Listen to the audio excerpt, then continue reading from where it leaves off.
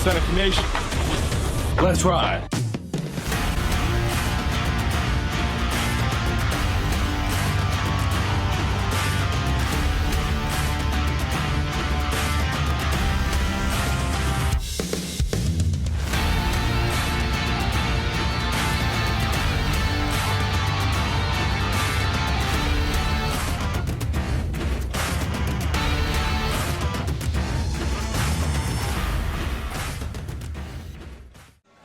Good evening and welcome to Heart of Ohio Sports as we travel to Monroeville where we're going to have a great matchup tonight where we get a chance to watch the 1-0 Calvert Senecas take on the 1-0 Monroeville Eagles here from Marsh Stadium.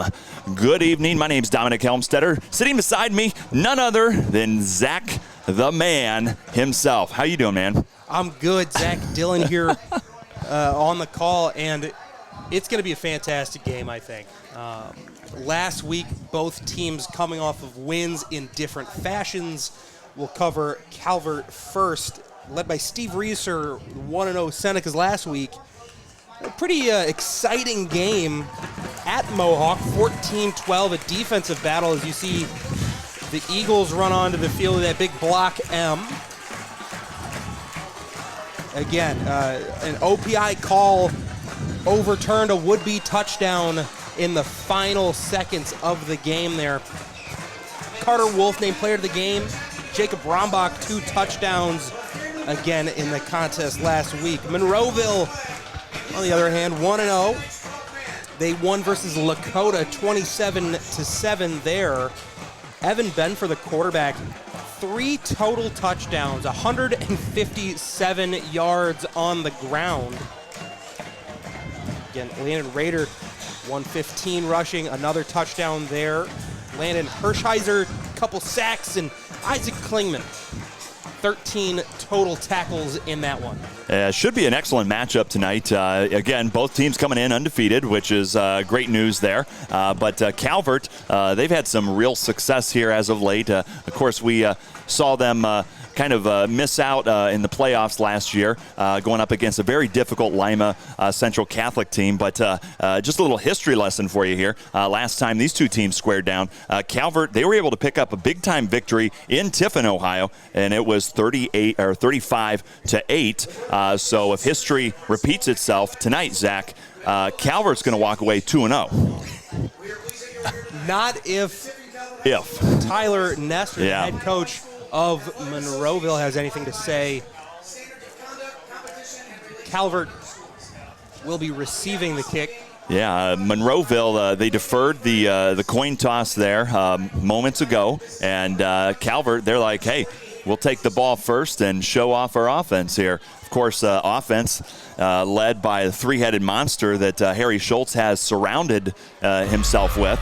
You've got Billy Klaus, their leading receiver from last season, and then the tandem of running backs in the backfield. Of course, Cal Warneman and Jacob Rumbach. And Rumbach had a heck of a game last week against a very, very tough Mohawk football team. All right, we are moments away here as Monroeville gets ready to kick off. It's going to be a beautiful night, right around 76 degrees here in Eagles country. It's going to be humid, though, 77%, as we get a short kick right around the 40-yard line, and that's where Calvert's going to hold on to it and pick up right where they left off last season, or last year, hopefully. So it should be a beautiful day, a little humid here, so that's something Zach will need to keep an eye on, maybe from a conditioning standpoint, still early in the season. But Coach Reeser does a phenomenal job getting these boys ready.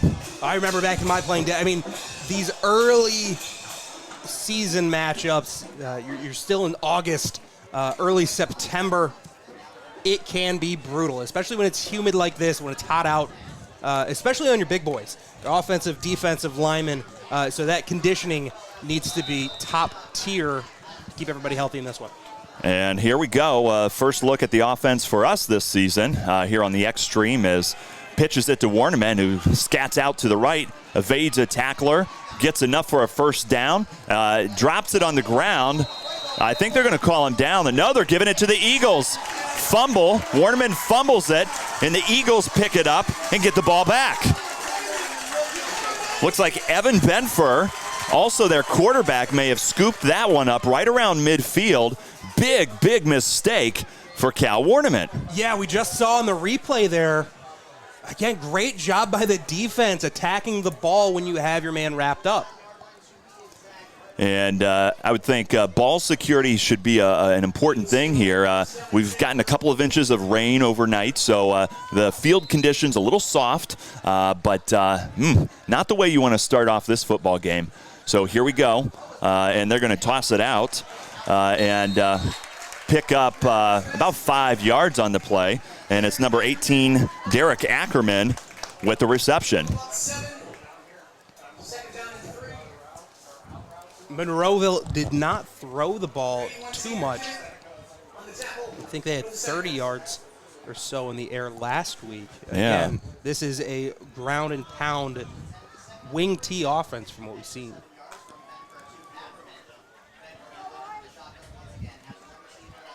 All right, second and third from the 44-yard line as the Eagles are already across midfield after scooping up a Warneman fumble, and they hand it off to number 3, Landon Rader, as he's able to pick up a few more yards. That'll bring up third and short for Monroeville.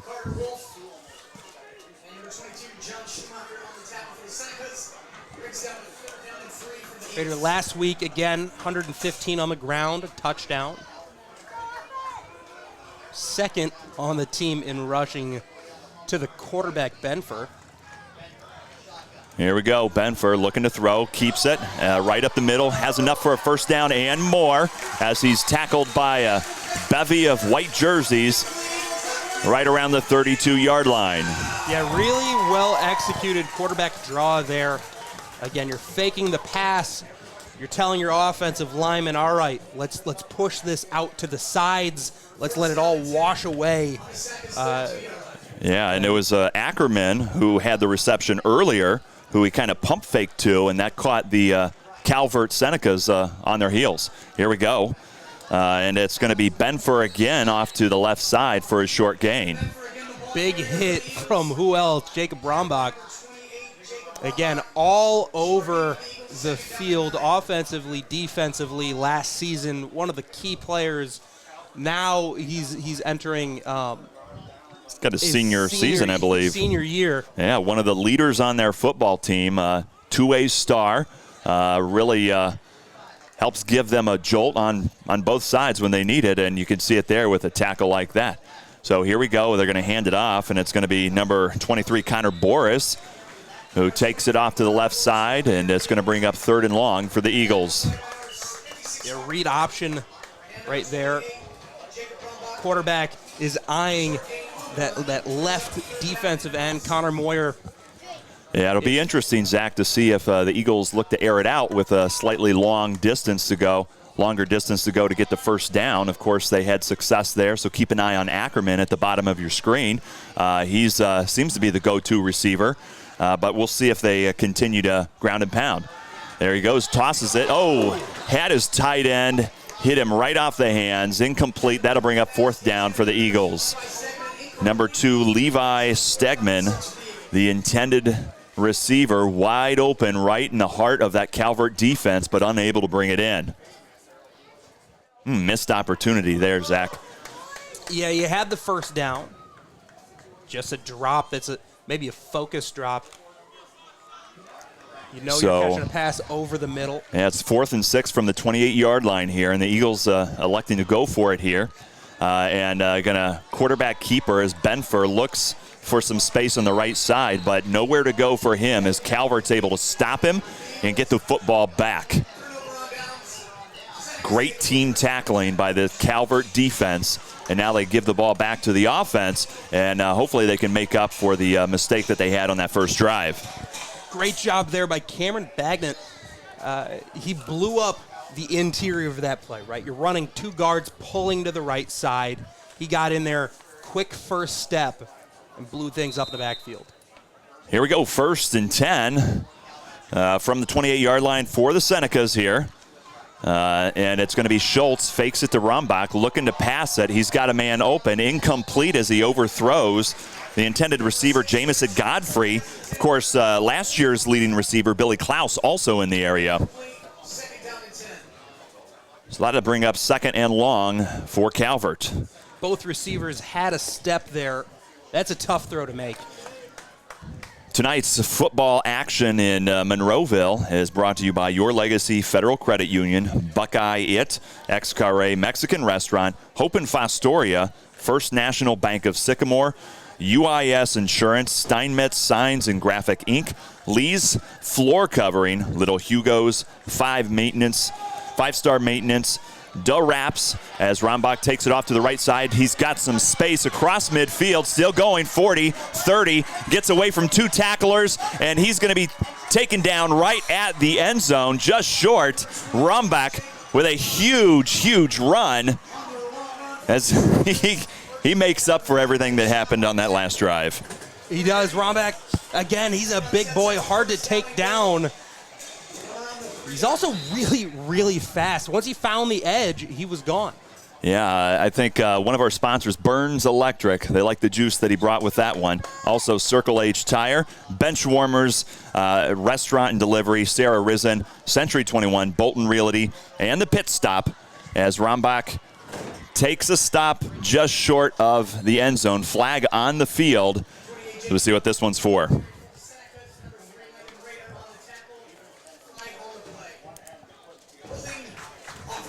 Looks like it's going to push the Senecas back a little bit as they're called for holding. Of course, Rombach, he took that carry off to the left side after pulling off a pretty large gain there. That'll help help pad your stats here early on. Replay first down, 14 yards.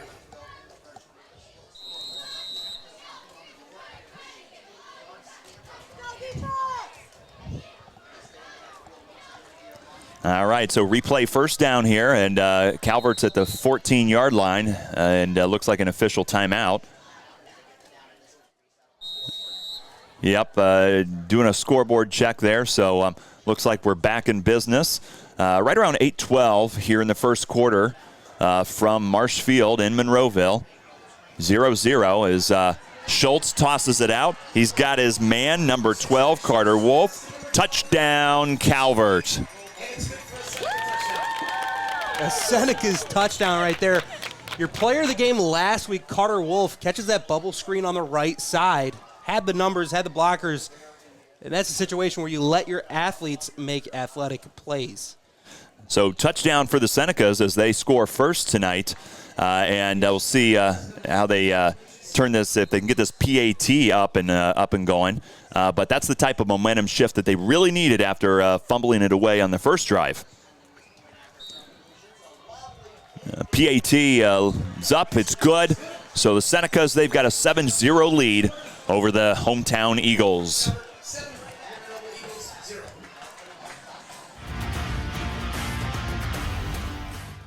Don't go anywhere. You're watching Heart of Ohio Sports. Why go to Lee's Floor Covering in Tiffin? Because at Lee's Floor Covering, they know that selecting the right flooring for your home can be overwhelming. They make choosing the right items for your home simple. At Lee's Floor Covering, they have one of the largest selections of floor covering in Northwest Ohio, including Abbey Carpet and Floor. Stop in and see for yourself what everyone raves about at Lee's Floor Covering in Tiffin. Small business owners need somebody that can open the door to financing. And at First National Bank of Sycamore, we love opening the door for financing opportunities. You're locked into the best there is, the best there was, and the best there ever will be. Heart of Ohio Sports. You're listening to Heart of Ohio Sports. We're traveling to Monroeville as Calvert Senecas have a 7-0 lead. On the legs of Jacob Rombach. He picked up a huge 65-yard gain, and then it was none other than Carter Wolf who's able to punch it in with a 14-yard reception. And that's given the Senecas a 7-0 lead with about 8:03 remaining in the first quarter here from Marsh Field.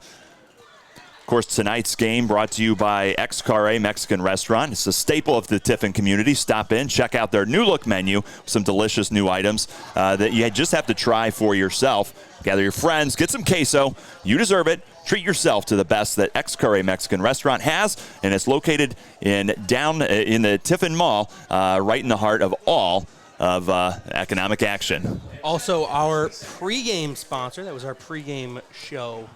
They do everything for you, and I mean, it's no joke. That queso's phenomenal, Zach. It is. All right, so the Eagles get the ball back after Calvert scores, and see what kind of damage they can do as flag on the field. So we're going to have to wait and find out.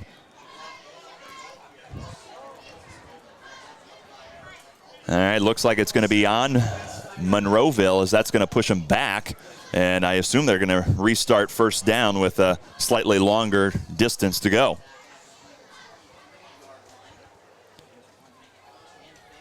Beautiful night here from Monroeville. Humid evening, but great night for some football. Couldn't ask for anything more here with a showdown between two 1-0 teams in week 2 of the high school football season. Here we go, intercepted, and that's going to be a Calvert touchdown all the way. Xavier Kimmett, touchdown Calvert, and that momentum just switched off real quick. Woo. Great read there on the outside. And again, just jumped the route, timed it perfectly, and yeah, he had eyes on it all way. Clear skies ahead. Absolutely. Kimmett didn't even have to do anything. He didn't have to move. Threw it right to him, able to take it right to the house. INT touchdown, and Calvert's in business here as they've upped their lead 13-0, pending the PAT.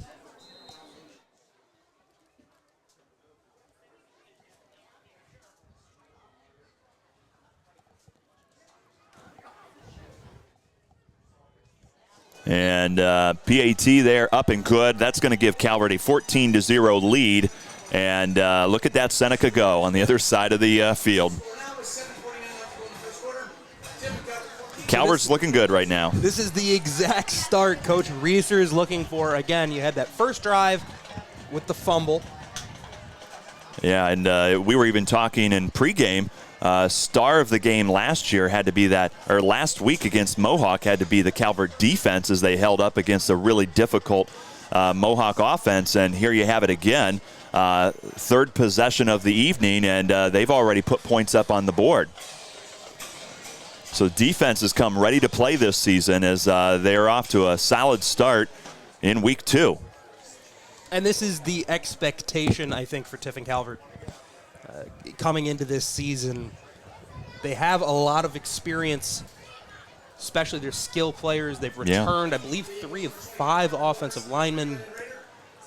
So, really, I mean, this team is looking to get into the playoffs, make a push, and they're trying to be primed to do so. No question at all. And if they continue to play football like they've minus that first drive, if they continue to play football like this, they'll certainly find themselves in there again this year.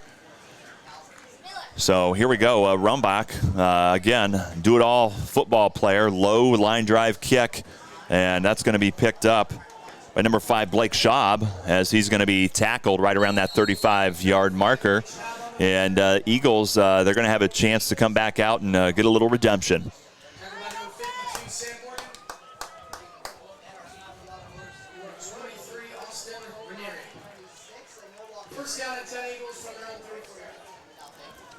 I'd like to thank Your Legacy Federal Credit Union. Your Legacy Federal Credit Union has been part of the community for 70 years.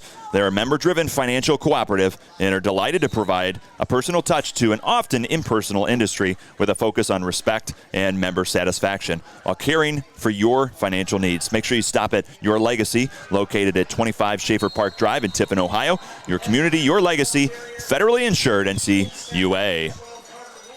Carter Wolf in there making a great play. So that's going to bring up 2nd down and 8 here for the Eagles. And it seems like the pace of their offensive sets here are very slow. They're not pushing it much at all. Yeah, they're having trouble moving the football a little bit. They had some luck early, yeah. Another flag on the field, and This one might push Monroeville back a little bit more. Yep, sure will. So it's going to make this one, this down and distance, that much more difficult for them. And they're, as you mentioned in pregame, Zach, they're a running football team, so passing is not their forte. So when you extend the down and distance like this, it becomes just a little bit more difficult. Yeah, last week versus Lakota, we said running 157 yards, 121 yards there, your top two rushers respectively. Well, here we go. It looks like an official Eagles timeout. Got a break in action here from the Marsh, as Calvert Senecas have a commanding 14-0 lead with 6:45 remaining in the first quarter. You're listening to Heart of Ohio Sports, and we've got a lot of amazing sponsors here that we can't wait to tell you all about. Of course, Buckeye IT, they've been a trusted partner in the IT business, and we should know, being in the business that we're in here. They've got all your solutions Northwest Ohio, serving customers with commercial, residential, and municipal needs. They start by building up a relationship with you and your company. At Buckeye IT Service, they want to know that your pain points to with technology, and they want to help your business succeed no matter what. They work with you to tailor a solution, best practices, and new state-of-the-art equipment to help eliminate any problems you may experience. Make sure you visit BuckeyeIT.com. Schedule your initial consultation today.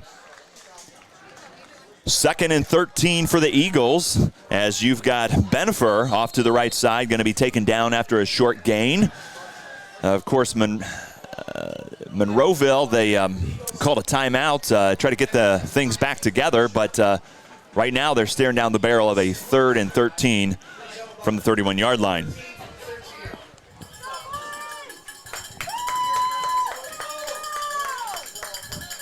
Big third down here. 12 to go.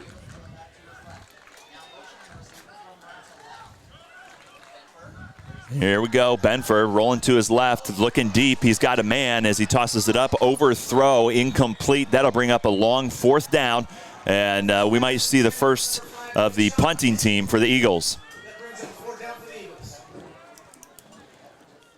Yeah, offense coming off the field. That's exactly what it looks like. Yeah. Looking around some of the local teams here in the Tiffin area, Margaretta, right now they've got a 7-0 lead over Western Reserve. And Mohawk, who Calvert Senecas saw last week, they're tied 0-0 in the first quarter against Hopewell Loudon.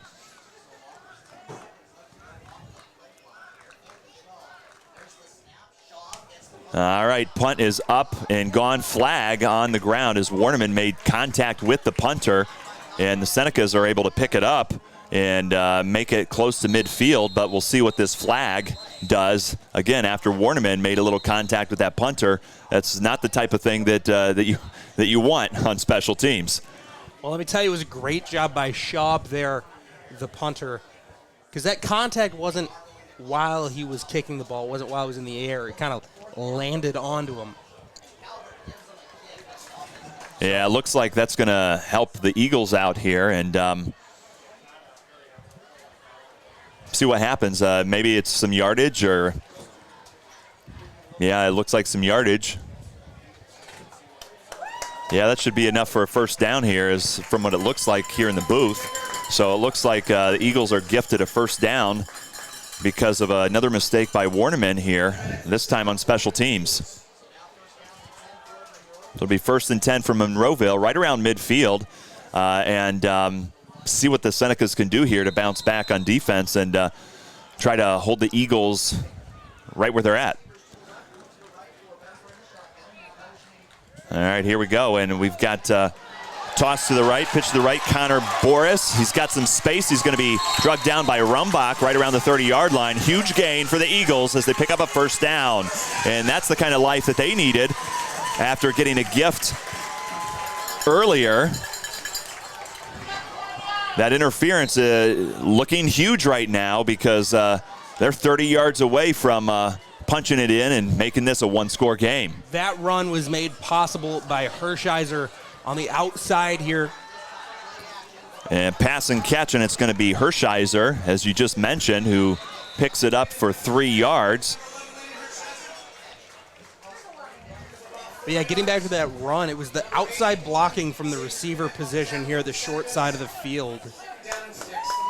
Able to turn his man, defensive back, and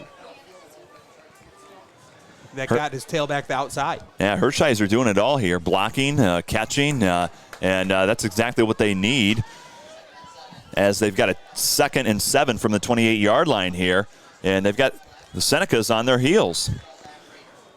And flag on the field. Yeah, that looks like it's the third penalty on Monroeville so far here tonight, and it's still the first quarter of play.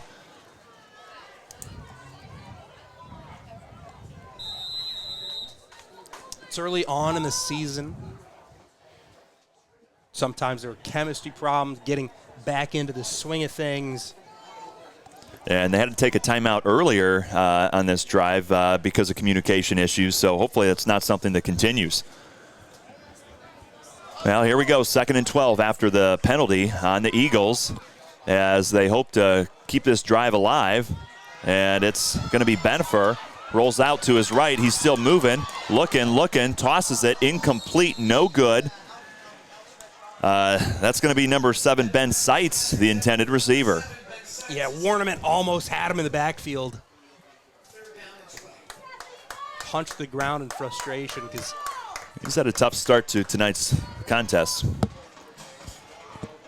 Warneman, two-way star for the Senecas, huge last year, their 2nd leading rusher, put up quite a few touchdowns, really challenged Rumback to see what he was made of. But he's had a rough go at it here in the 2nd week. He's got a fumble and then a big penalty that gave Eagles another chance. Here we go, it looks like a screen pass, and it's going to be number 3, Raider, who picks it up, scats ahead. He's got enough for a first down. Another flag on the field, though. So we'll see if this first down stands or not.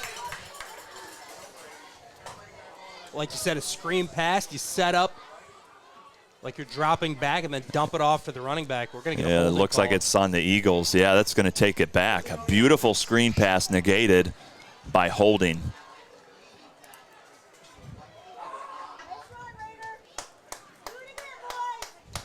Ugh. Yep, that's going to take back that pot of positive yardage here, but 3rd and 8 or so for the Eagles. Let's see what they can dial up here.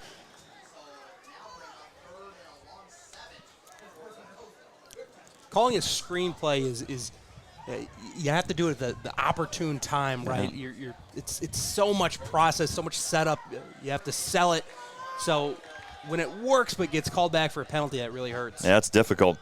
Quarterback keeper, as he takes it off to the left, and he's hit right around the 25-yard line, and that's where Benfer's going to be taken down, and that'll bring up 4th and short for the Eagles. Looks like 4th and 4, perhaps. So let's see what they come up with. Their lead receiver, Hershiser, coming back out there, so you've got a passing weapon that's available. Don't forget about that big tight end, Levi Stegman.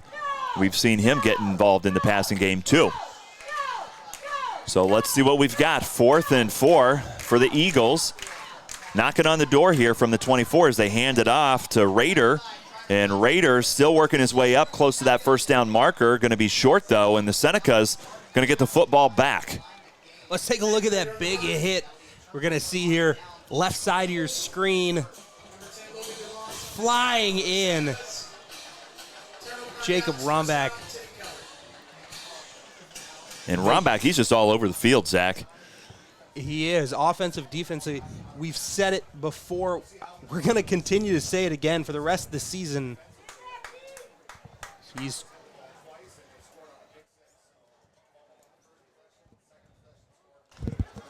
Here we go. Well, Calvert gets it back. 2:57 remaining in the first quarter of play. They've got a 14-0 lead over Monroeville. One on the legs of Jacob Rumbach, who had a 65-yard scamper early, as you see Warneman take it forward for a few yards. And then they were able to pass it in. And then, of course, the Senecas were able to pick it off and put it in. So their 2 touchdowns come from offense and defense here. well-rounded effort so far by the Calvert Senecas.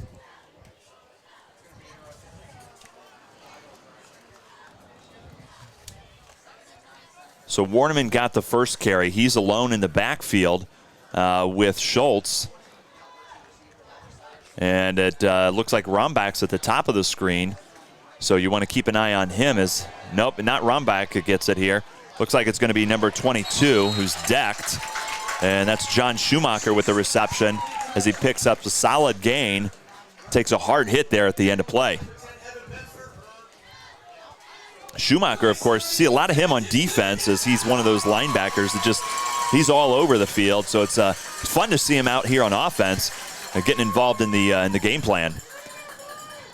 So it's going to be 3rd and 4 from the 29-yard line as we're under the 2-minute marker here. First quarter from Marsh Field in Monroeville. And the Senecas able to hold the Eagles and get the football back, but it looks like they're going to need a timeout to get things settled here. So maybe we need to take a timeout, Zach, as 14-0 Senecas.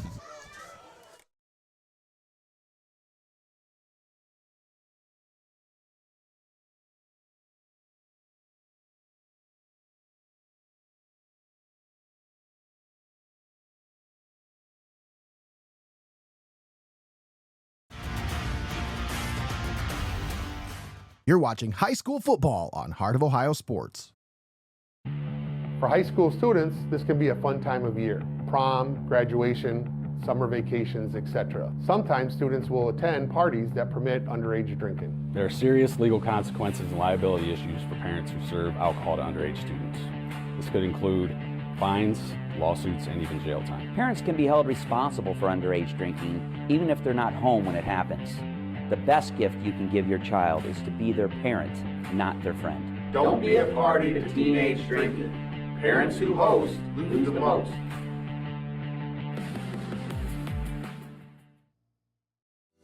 Buckeye IT Services is a trusted partner for cybersecurity, fully managed and co-managed IT support.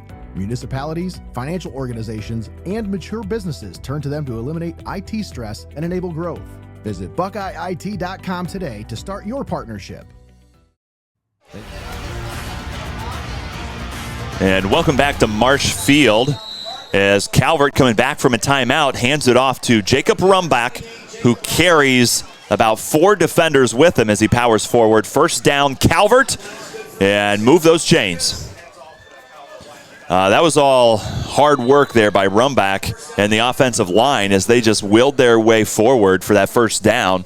We're at the 118, 117 marker in the first quarter, and the Senecas starting to push their way forward, hoping to extend that lead.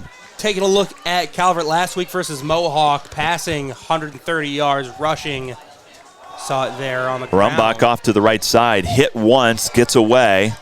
Squares his shoulders, but unable to go anywhere as he stopped at the line of scrimmage. Excellent work by the Eagles defense as they were all over Rumbach this time, not allowing him to pick up any room, pick up some yardage. And look how many people it took to take Jacob Rumbach down. Yeah. 6'4" frame, 180 listed on the depth chart.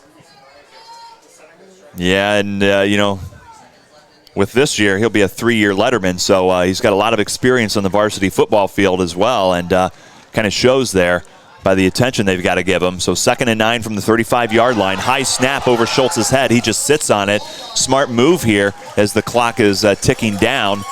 Calvert may be content to just let this slide down as big 3rd downs coming up for the Calvert Senecas.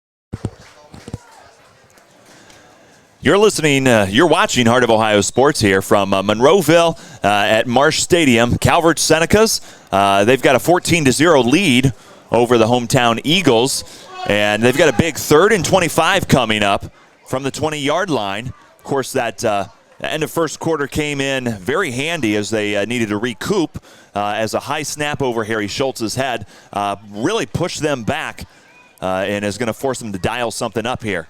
All right, now keep an eye top of your screen. Billy Klaus, we haven't heard his name yet, leading receiver last year, joined by Jacob Rumbach. That could be the place to go here as Schultz rolls to the left, flag on the field, so they're going to stop it. And it looks like it might be a false start on Calvert, which would push them back and make this that much more difficult. Yes, indeed. Calvert, their first penalty of the night. Not really happening at the best time, Zach. 3rd and 30. You don't have too many plays dialed up for something like this. Not at all, but something tells me that I can pick out one of 3 names that may show up as the target here. And I think it might be Rumbach, Warnament, or Klaus. I think you're looking really, unless someone beats someone over the top, yeah. I think you're looking to dump the ball off, maybe slant, maybe something right across the line. Safety is shading Klaus, who gets the reception, and he's looking to follow Rumbach. Only able to pick up about 7 yards, though, well short of the first down marker. That'll bring up 4th and long for the Senecas.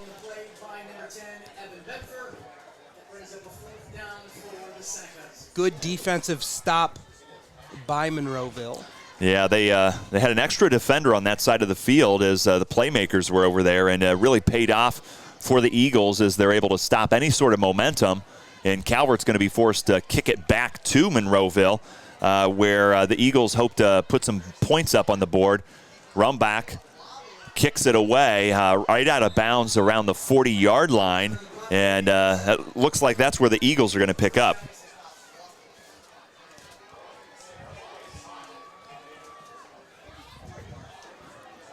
I'd like to thank First National Bank of Sycamore for our scoreboard update tonight. 14-0, Calvert Senecas.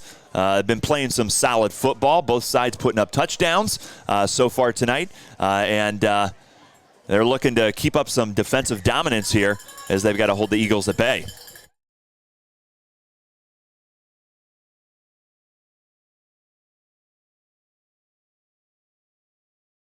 I think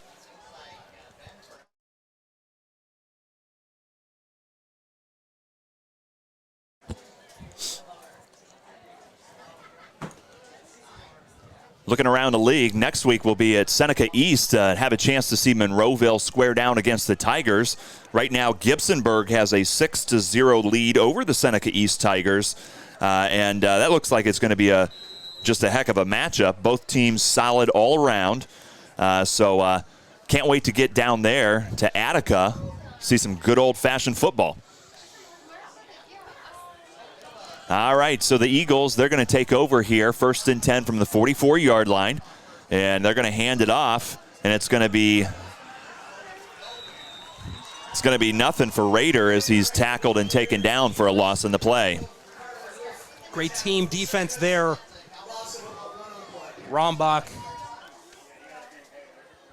Griffin, and your big boys up front getting in there. Calvert Seneca defense doing a good job containing the rushing attack for the Eagles. Eagles, their rushing attack is bread and butter. While they've been able to hit a couple nice pass plays, their running has been held at bay. So 2nd and 11 from 43, and it's going to be connected to Hershiser, and he's going to be swallowed by 3 Calvert defenders for small gain on the play. Yeah, he had 3 people all over him, nowhere to run with that one. And that'll bring up 3rd and 7 from the 47 as the Eagles got to pick up some yardage here. Not much momentum on the offensive side for them.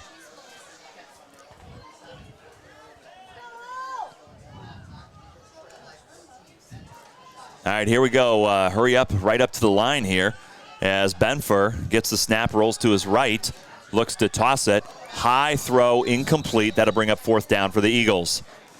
He had a man in the area, just unable to connect with him. Not on point as Benfer, a lefty here, kind of thrown against his body on that one. You see the same thing with Schultz on the other side of the ball. That's always been a really impressive throw when you see those lefty quarterbacks throw all the way across their body. Just Patrick Mahomes stuff right there. So as it is, Blake Schaub's going to have to punt the ball back, and it is blocked by Schumacher. Schumacher knocks it away, and it's going to be Warnerman who picks it up around the 45-yard line, and Warnerman's just going to hold on to it as he's taken down. Huge special teams gain. Again, Schumacher getting his hand on it, and Calvert's going to pick up some primo position here when they get the ball back on offense. Let's take a look here on the replay. That's the wrong replay.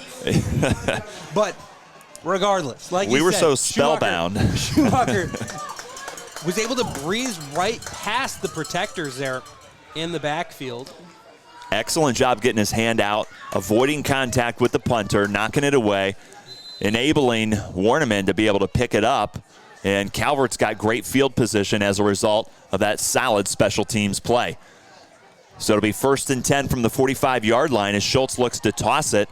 And he's going to get his trusty tight end, Carter Wolf, in it as he picks up about 7 on the play.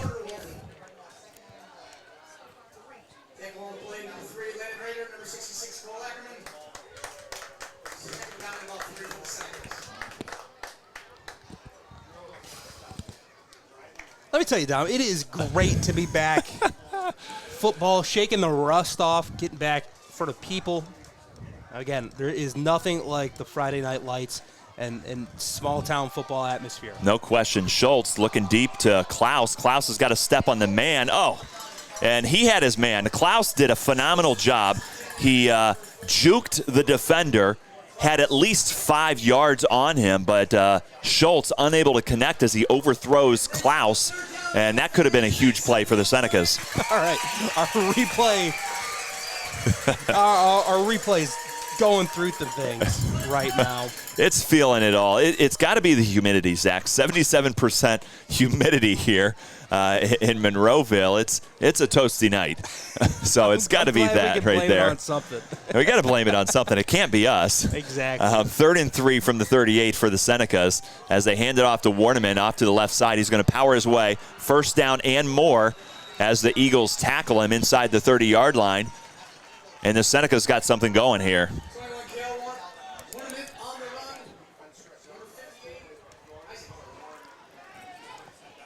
It's a Seneca's 1st down. Yes, that one brought to you indeed. by John Shoemaker. He's making a name for himself. Last year he was really just on defense, and I think it's pretty cool to see him on both sides. As the Calvert Senecas, they got a lot of great two-way stars here. Warnerman, Rombach, you've got Shoemaker, and it looks like false start on the Eagles here, which might, or maybe it's on Calvert. Maybe they jumped first. Yeah, it's going to be on Calvert as left tackle's going to jump, and that's their 2nd penalty of the evening so far. And they want to get that in check because they can't waste a golden opportunity like this one.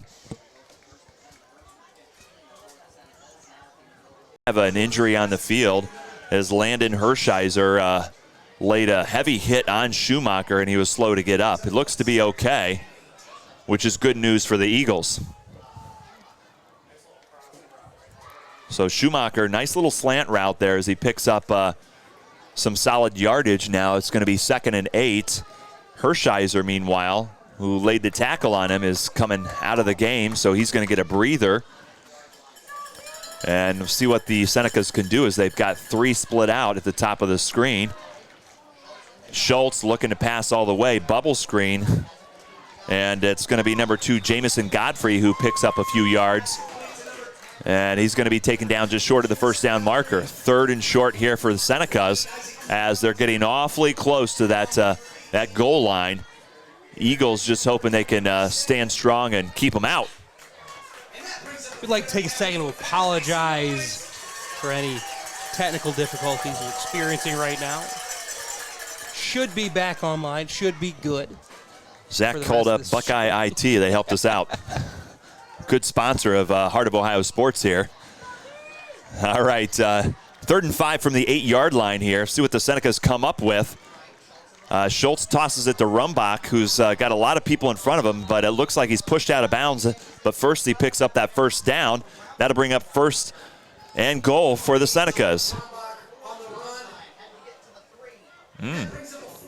Oh, no, they're saying he is just short here. Yeah, inches short.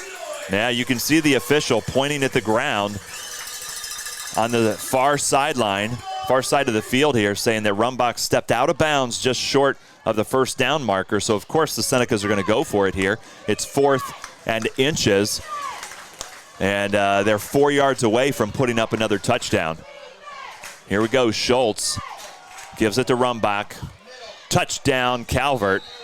Yep, Rumbach rumbles his way in, picks up another one. And that's his 3rd rushing touchdown of the season here. And the Senecas have a 20-0 lead with 5:27 remaining in the first half of play here at Marsh Stadium. Yeah, Rumbach just punches it in, extending that Seneca's lead 20-0. Yeah, Rumbach, he is the go-to guy when you need a big play, and he never lets you down here, and you can see that here on offense. And snap is away, PAT is up, and it's good. That makes it 21-0. Calvert now commanding lead over the hometown Eagles. And the most recent damage comes from the legs of Jacob Rumbach. We're going to take a quick break here. And you're listening to Heart of Ohio Sports. Make sure you stay tuned. Got more coming at you.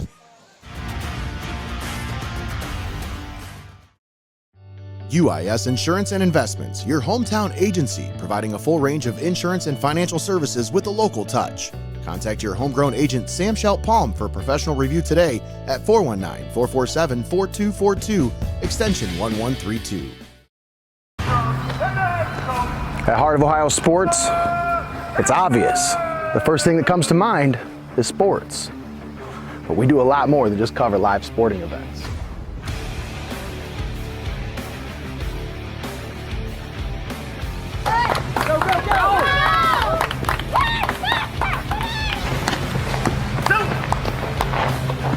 When we want to watch our highlights from last night's game, there's only one place we go: Heart of Ohio Sports. It's time for high school football on Heart of Ohio Sports. You're watching Heart of Ohio Sports. We're at Marsh Stadium here, Monroeville. They trail the Calvert Senecas 21-0, and we've got 5:27 left in the first half here as Rumbach kicks a laser. And we're going to see what happens here. The Eagles need something. Blake Schaub scoops it up, going to be taken down right around that 35-yard line. And so far, the Eagles' offense has been pretty silent, not able to pick up much momentum on the offensive, on the rushing side of it. They've been able to pick up a few chunk plays, passing it, but their passing game's been pretty inconsistent so far tonight. Of course, Landon Hershiser, he's been the main target for Benefer. He's been beat up a little bit, had to come out of the game a little bit after hitting Schumacher on the other side of the ball. So two-way star here for the Eagles. Hopefully he can stay in and bring some thunder back to this offense. Benfer, quarterback keeper right up the middle. Solid yardage. He's going to be taken down, first down and more. There you go. That's what you need, Monroeville. Benfer, solid first down run. And that's the kind of momentum shifter that you need to get things started off here. You can hear hometown crowd there happy for that first down. And hopefully it's a start of something good here as they need to put up some points. That way this game stays nice and close. 1st and 10 from the 46-yard line. Eagles right around midfield. And I don't know, it looks like Eagles coach having a chat with the officials. Not sure what that was about. Officials now trying to get on the same page. Yeah, trying to get on the same page after Taylor Nestor having a quick conversation there. All right. After some words being said, we get another play here. 1st and 10 for the Eagles from the 46. And see what kind of things they can dial up here. Benfer, first down run, and another flag. Yeah, another flag on the field. I think it's going to be on the Eagles. Yep, false start Eagles. That's their 5th penalty of the evening here. So that's going to push them back and stall the thing, the whole drive out here. Again, these are the kind of penalties that really hurt a team's momentum. You just had your nice play trying to turn the tide. Now you're starting 5 yards back. Yeah, it's tough to overcome there. Run first team, you can't spot the a solid Calvert defense 5 yards at a time here. So let's see what they do here is they're going to hand it off, fake it, quarterback keeper right up the middle, worked once, works again, another 10-yard gain here for Benfer. Solid run. That'll bring up 2nd and short for the Eagles. That seems to be working so far. Benfer, he's got a good eye of being able to work through the Calvert defense. Outside of him, not much. You got Hershiser, who's been able to pick up some passing yards for you. Well, again, we know Benfer, he can run the ball. 2 touchdowns last week, over 150 yards. Definitely a strength of the team as he hands it off to Rader. Rader, first down and more as he's tackled right around that 40-yard line. First down, Eagles. Able to overcome that early penalty, pick up another solid first down, and cross midfield. And this is the type of thing that you really need as we're now down under the 4-minute marker. So 3:50 left in the first half of play here.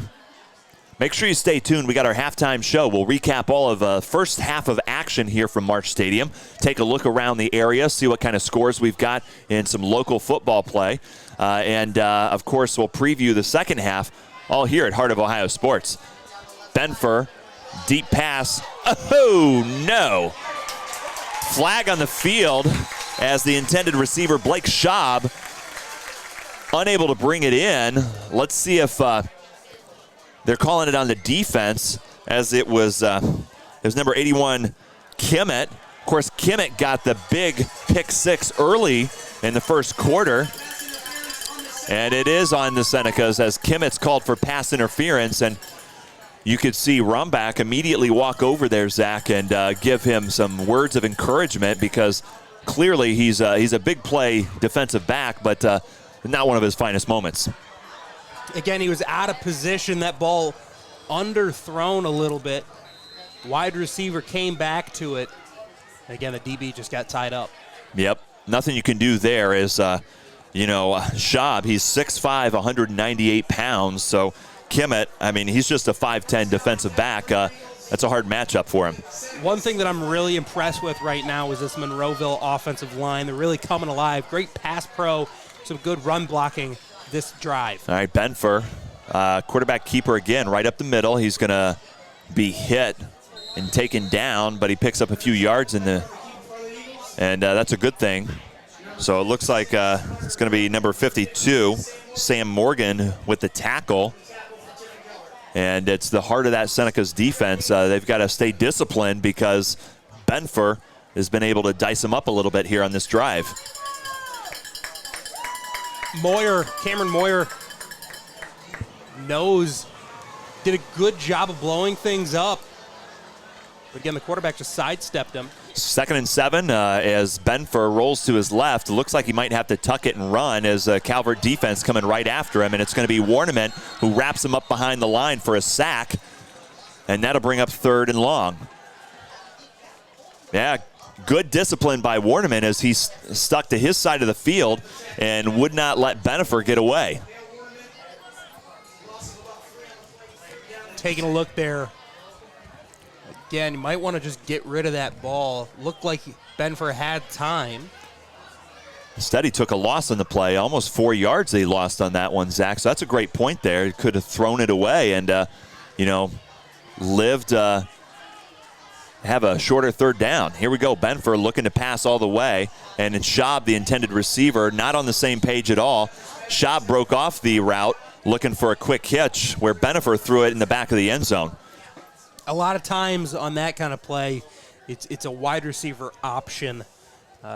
They'll play how the DB's seeing them. They'll either break it off at 10, 15 yards into a curl or keep going in that go route, like you said. Yeah, and it looked like Benfer had the idea they had earlier where you just throw it up and let your big guy play some jump football over the shorter defensive back, but Schaub had a different idea. Incomplete. That brings up 4th and 10 from the 25, so see what they dial up here. Of course, that's going to be it's going to be another penalty. A lot of times when it's skill position players jumping offside, you don't have to wonder who's getting the ball on that play. Yep. That might have been the case there. Yeah. Number 2, Levi Stegeman, running just like a little tight end pop. Yeah, looking for the curl right in the heart of the defense.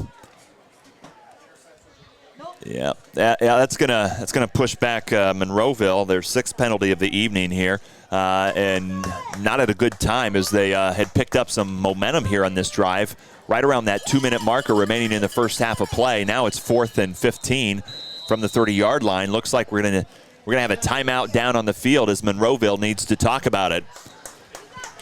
Well, it's 21-0. Calvert has a commanding lead so far.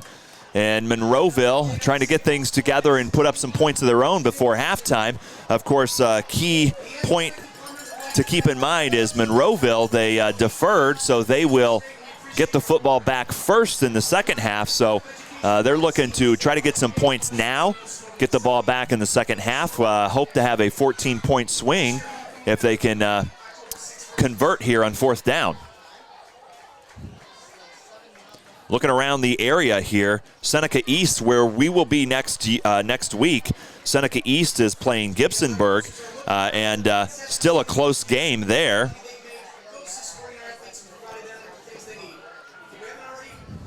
Of course, the app decided to reload, so I can't give you the actual score. But we're going to see them. It looks like it's 6-0 halftime. Gibsonburg over Seneca East. So we'll be there next week as the Tigers take on Monroeville in a which would be a pretty good matchup there. And on our sister station here on the A stream, you got Columbian Tornadoes 14-14, all tied up with the Chardon Hilltoppers. All right, flag on the field as the punt is in the end zone. See what happens there. Might be another hold on the field, on the play. Yeah, incomplete pass. The flag in the backfield. Yep, that's going to be on Monroeville. Another penalty there. I meant pass. I was just so flustered by my score app not giving me that Gibsonburg score that took my eye off the ball, Zach. So, yeah, it's going to be 1st and 10 as Calvert's going to take the ball back after that penalty on 4th down. So let's see what happens here. They've got 2 minutes to shake and bake as Schultz going deep. Looking to his man, and he's got it. You got it there. Billy Klaus making some noise as he picks up a huge gain right around the 20-yard line. And, whew, that's a 50-yarder right there for the Senecas. Let's take a look at it here. It's going to be at the top of your screen. Way to go up and get it, Billy Klaus.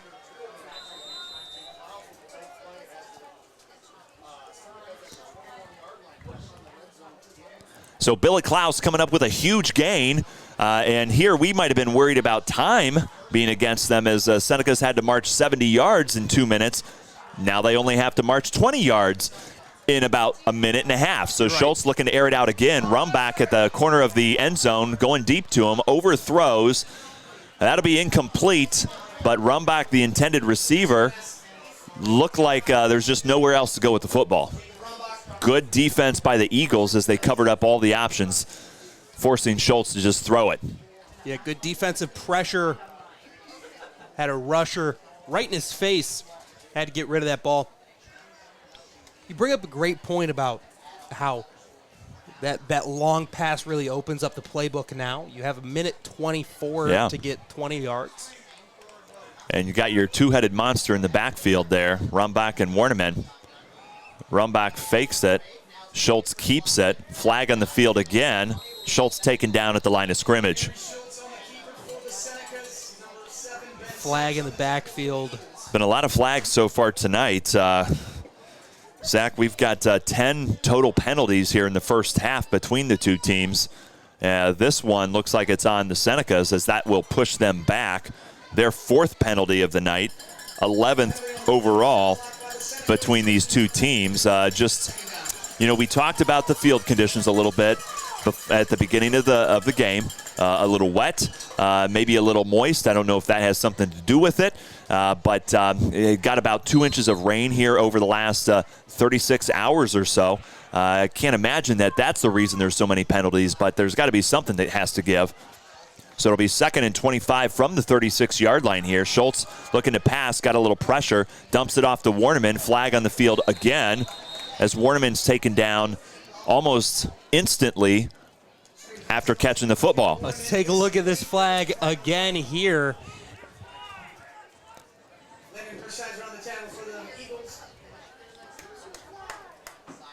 Yeah, the official over there talking to Coach Reeser. Reeser livid on the far side of the field, having some strong words, unhappy with how things are playing out. It might be because it's another penalty on the Senecas. And it's yes, the it is. same penalty right in a row. Yeah, Coach Reeser's not happy about that, and Reeser does a phenomenal job getting his boys ready to play and making sure they're very disciplined. So this is an uncharacteristic thing from the Senecas, certainly something that we haven't seen over the past couple of seasons.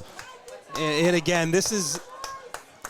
Yeah, Reeser's still talking to the official on that sideline, not happy at all, as it's a huge, huge loss, putting them behind midfield. It's now going to be 2nd and 39. Those are the type of penalties that, again, like that's what you're teaching your boys to do up front. I mean, those chop blocks, just not in time.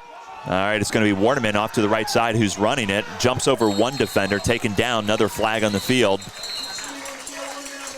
Warneman taken down right around the 45-yard line after going over midfield. Let's see what this one's about. Holding on the Calvert Senecas. Reeser just can't believe it. Yeah, let's take a look here. Yeah. Woo.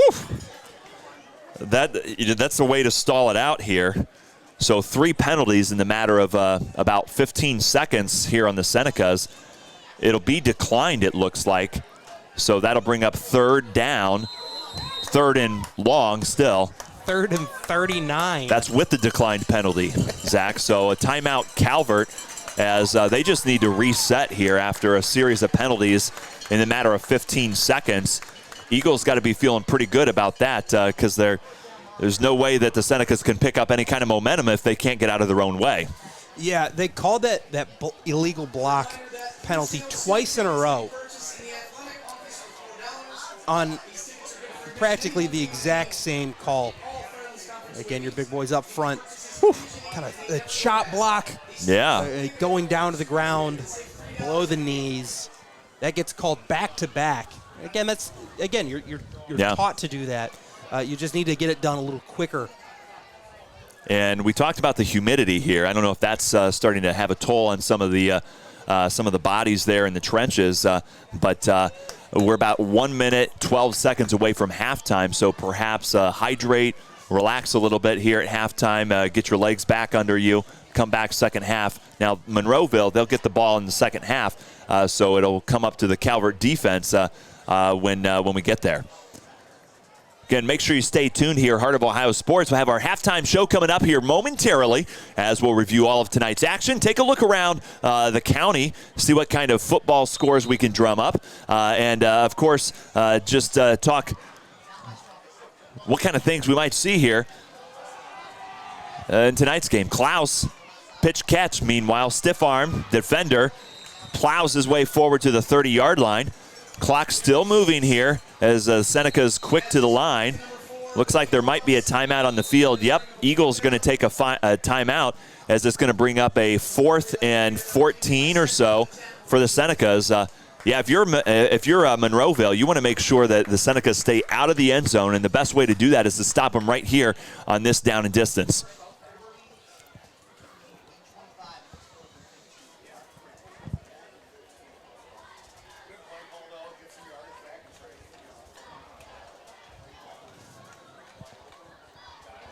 Want to make sure that we thank all of our sponsors. We've got Your Legacy Federal Credit Union, Buckeye IT, Ex-Carre Mexican Restaurant, who's been with us from day one.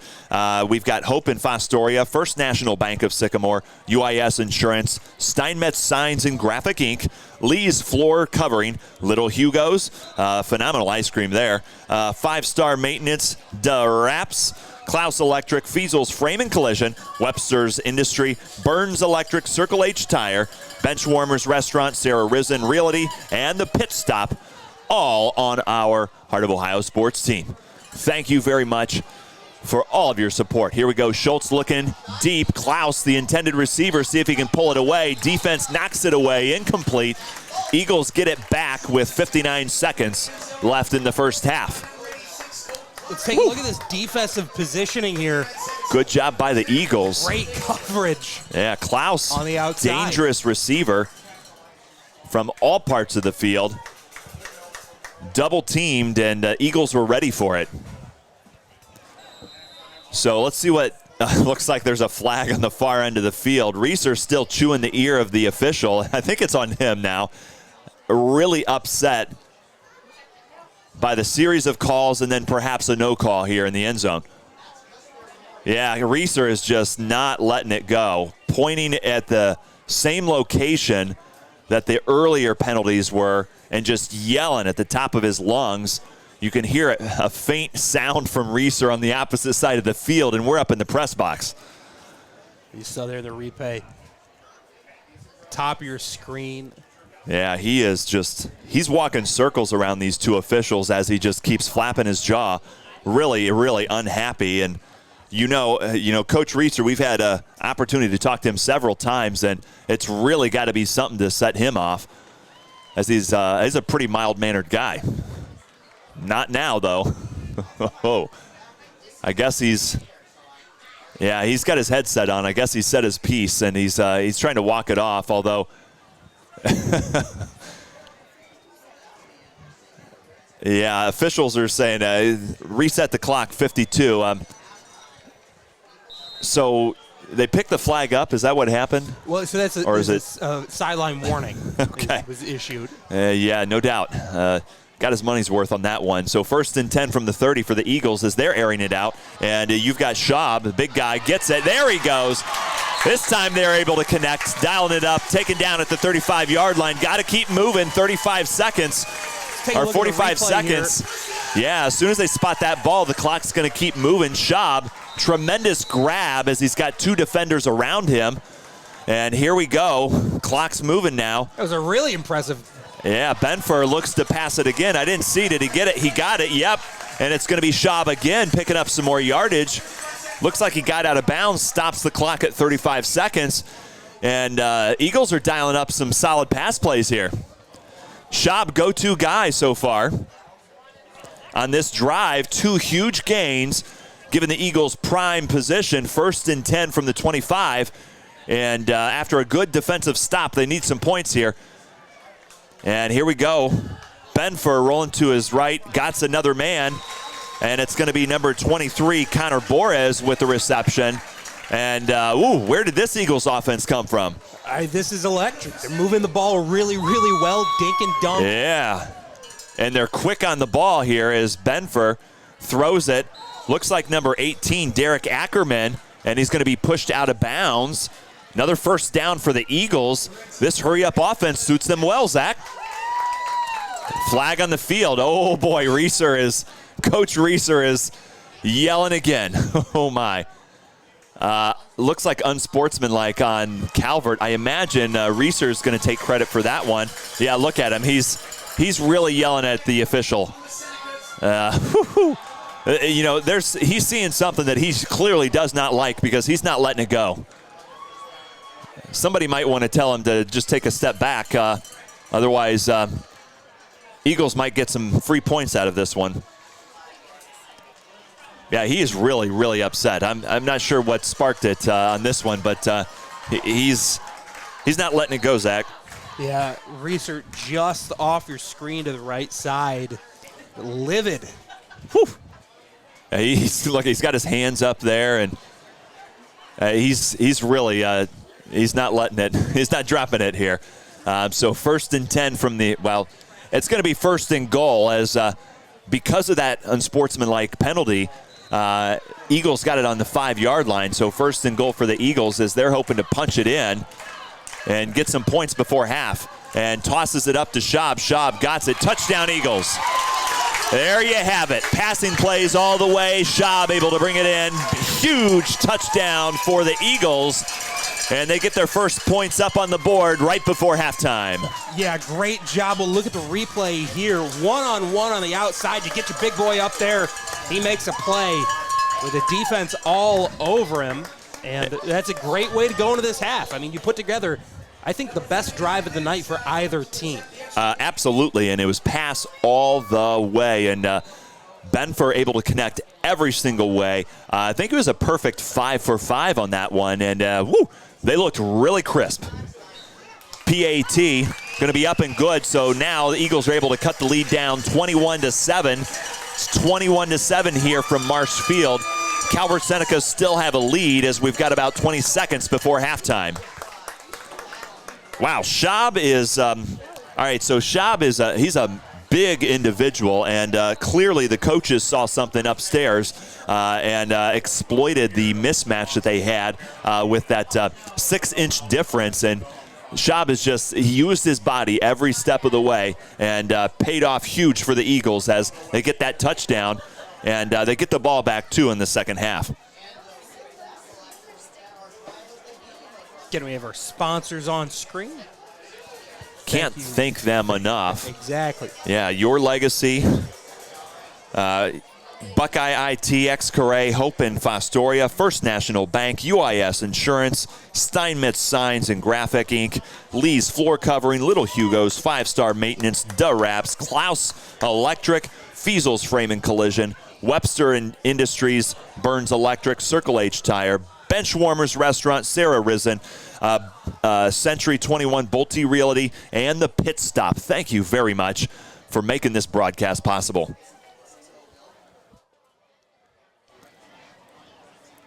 Monroeville doing a fantastic job, putting some points up before the halftime there, and all from the arm of Evan Benfer. Goes a perfect 5 for 5, able to connect there with his go-to receiver, Schaub, for the touchdown. And that's the type of thing that they need going into halftime. Of course, numerous penalties, about 4 penalties in a row for the Senecas kind of stalled things out for them. And another unsportsmanlike penalty on Coach Reeser gave the Eagles a little extra push as they were able to get into the end zone. Schumacher is going to pick it up, take it up to the 45-yard line or so. And that's where the Seneca offense is going to come out. Not sure if they're going to push the issue or not here. And you can see just how much this Eagles team respects Klaus and Rombach back there deep. Again, 20 seconds. You're going to give them the short field with the onside kick. Not onside, but the squib kick, rather. Yeah, Klaus and Rumbach, they can hit the hole and put up big yardage from anywhere. So not a bad idea here as 17 seconds away from half. 17 seconds away from half. 17 seconds away from the Buckeye IT halftime show. There we go. Going to review all of tonight's action, take a look around at some local scores, check in with our A-team, and see what kind of action they've got with Columbian Tornadoes, and just talk a little football here because no better time of the year than football season and high school football. Again, we're going to see the band at halftime, so we'll have that show as well. Going to reset the clock, add a few seconds on there, 21 seconds now. And Monroeville going to have to re-kick.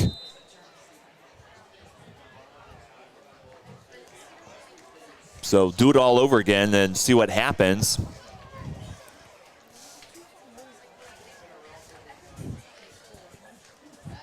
So we got Klaus and Rumbach deep, and see what happens. They're going to kick it up, and it's going to be, yeah, it looks like it's going to be number 2, Godfrey. He's going to be scoop it up, take it down, and Seneca's come back out. Offense comes back out here with 18 seconds remaining. Great special teams tackle there by Landon Rader. Excellent. Sure tackle, didn't get anywhere, wouldn't let him go anywhere, definitely. So 1st and 10 from the 32-yard line. Calvert Senecas have a 21-7 lead so far here in the first half. All right, let's see what happens. They may take a shot here, Zach, as you can see, got some firepower. Oh, they're spreading him out. Warneman takes it right up the middle to the 40-yard line. 11 seconds. Timeout Calvert as they're going to save the final 10 seconds. Might want to get a little bit closer to midfield here before they toss it in the end zone maybe. Of course, the guys to keep an eye on, Klaus, number 4, Billy Klaus. He is the senior receiver extraordinaire, and he's usually the guy that Schultz looks for, but don't count out a guy like Rumbach who can really do it all. He kicks it, he runs it, he plays defense. He can do everything out there on the field, so that's something that we want to keep in mind. I'd like to thank Hope and Fostoria here during this timeout. They making sure that we stay on track all night long. Couldn't be more thankful to have you here on the Heart of Ohio Sports team. At halftime, Margaret 14, Western Reserve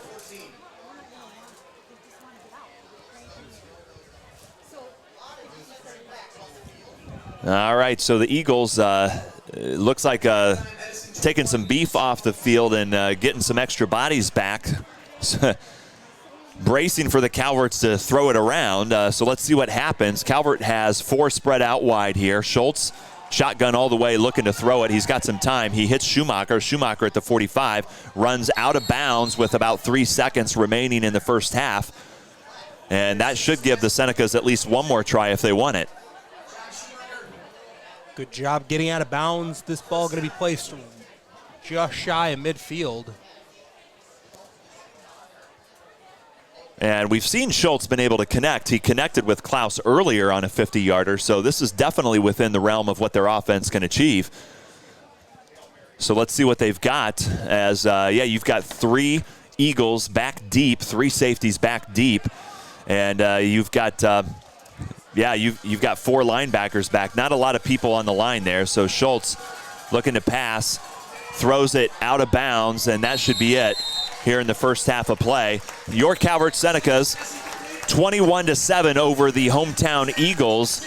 You're watching Heart of Ohio Sports.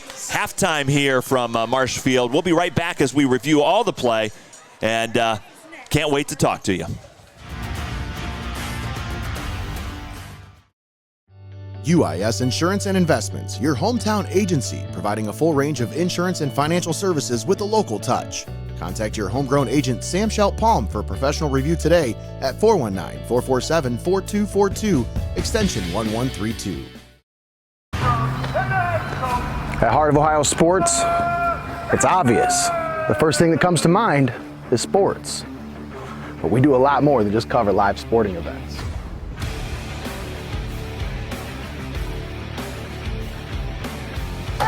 Go, go, go!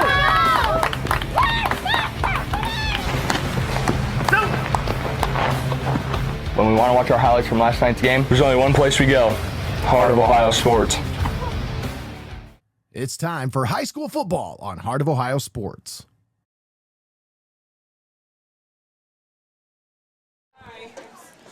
Welcome back to Marshfield in Monroeville, Ohio. You're watching Heart of Ohio Sports here as we've got the Calvert Senecas marching band coming out onto the field. This is our Buckeye IT halftime show, and we're going to go down to the field and listen to the Seneca Marching Band. Are best known for their popular live-action movies. Here is the Avengers theme.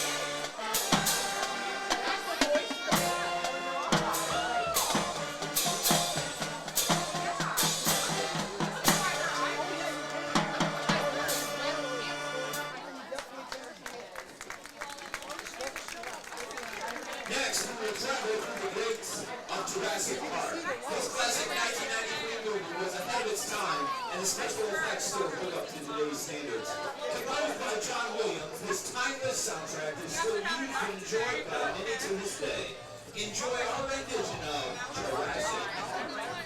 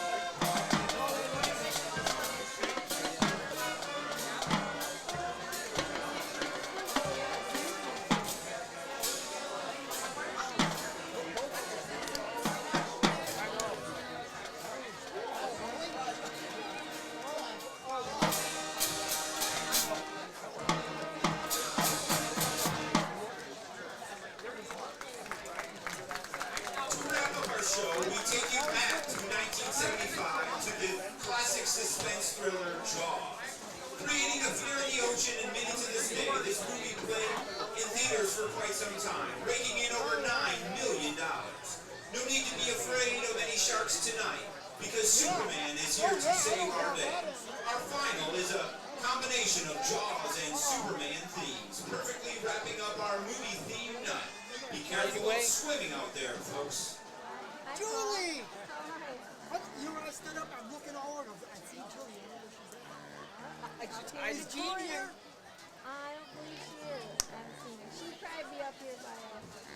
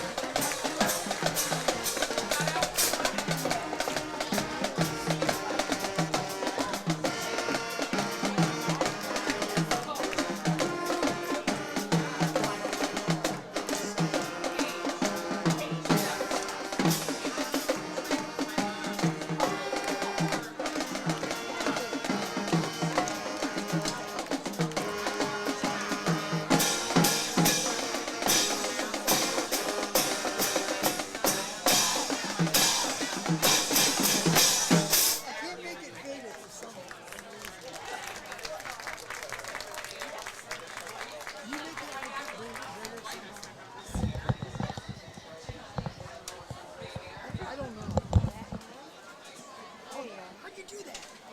Double clicked, I double tapped it. That's Bill Wolford. Oh my gosh. He looks like, oh my gosh, one time. I thought That guy that lives in show the, Gene. yeah. I'm not That's gonna hilarious. I'm not gonna send it to her. I'd rather see her than show her. Oh my gosh. Ladies and gentlemen, under the direction of Mr. Robert Hayes, we proudly present Monroeville High School Annual Marching Band featuring That's what it reminds me of. Once upon a time, former That's my grandson. Oh my God! And his girlfriend Morgan. named Hi, Morgan. we present to you music from the Oh, he was in accidentally in Okay, I'll let you alone. He was one of Charlie Putz's Dale's days. Really, really good friend. Back in the good old days. I just was up with radio to see my mom and stuff. I said something to Charlie while I went down. I had to get down here to the football game. Yeah. I'll see you later, Charlie. He's watching. What was I gonna say? Yeah. Tell Gene. You got something to show us. I got something to share.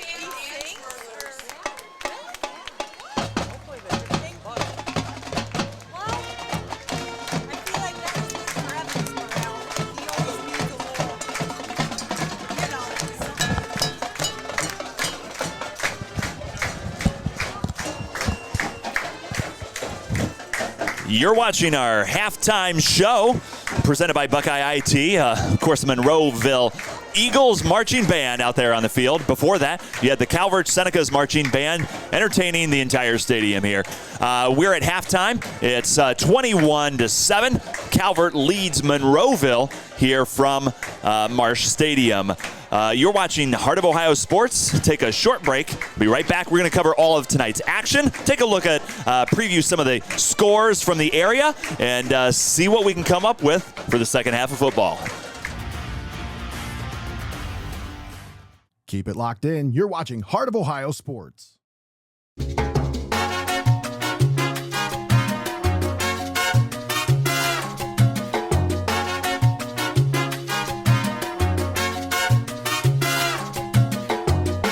Legacy Federal Credit Union, your premier financial institution in Seneca County since 1952. Your community, your legacy. Federally insured NCUA. You're locked into the best there is, the best there was, and the best there ever will be. Heart of Ohio Sports.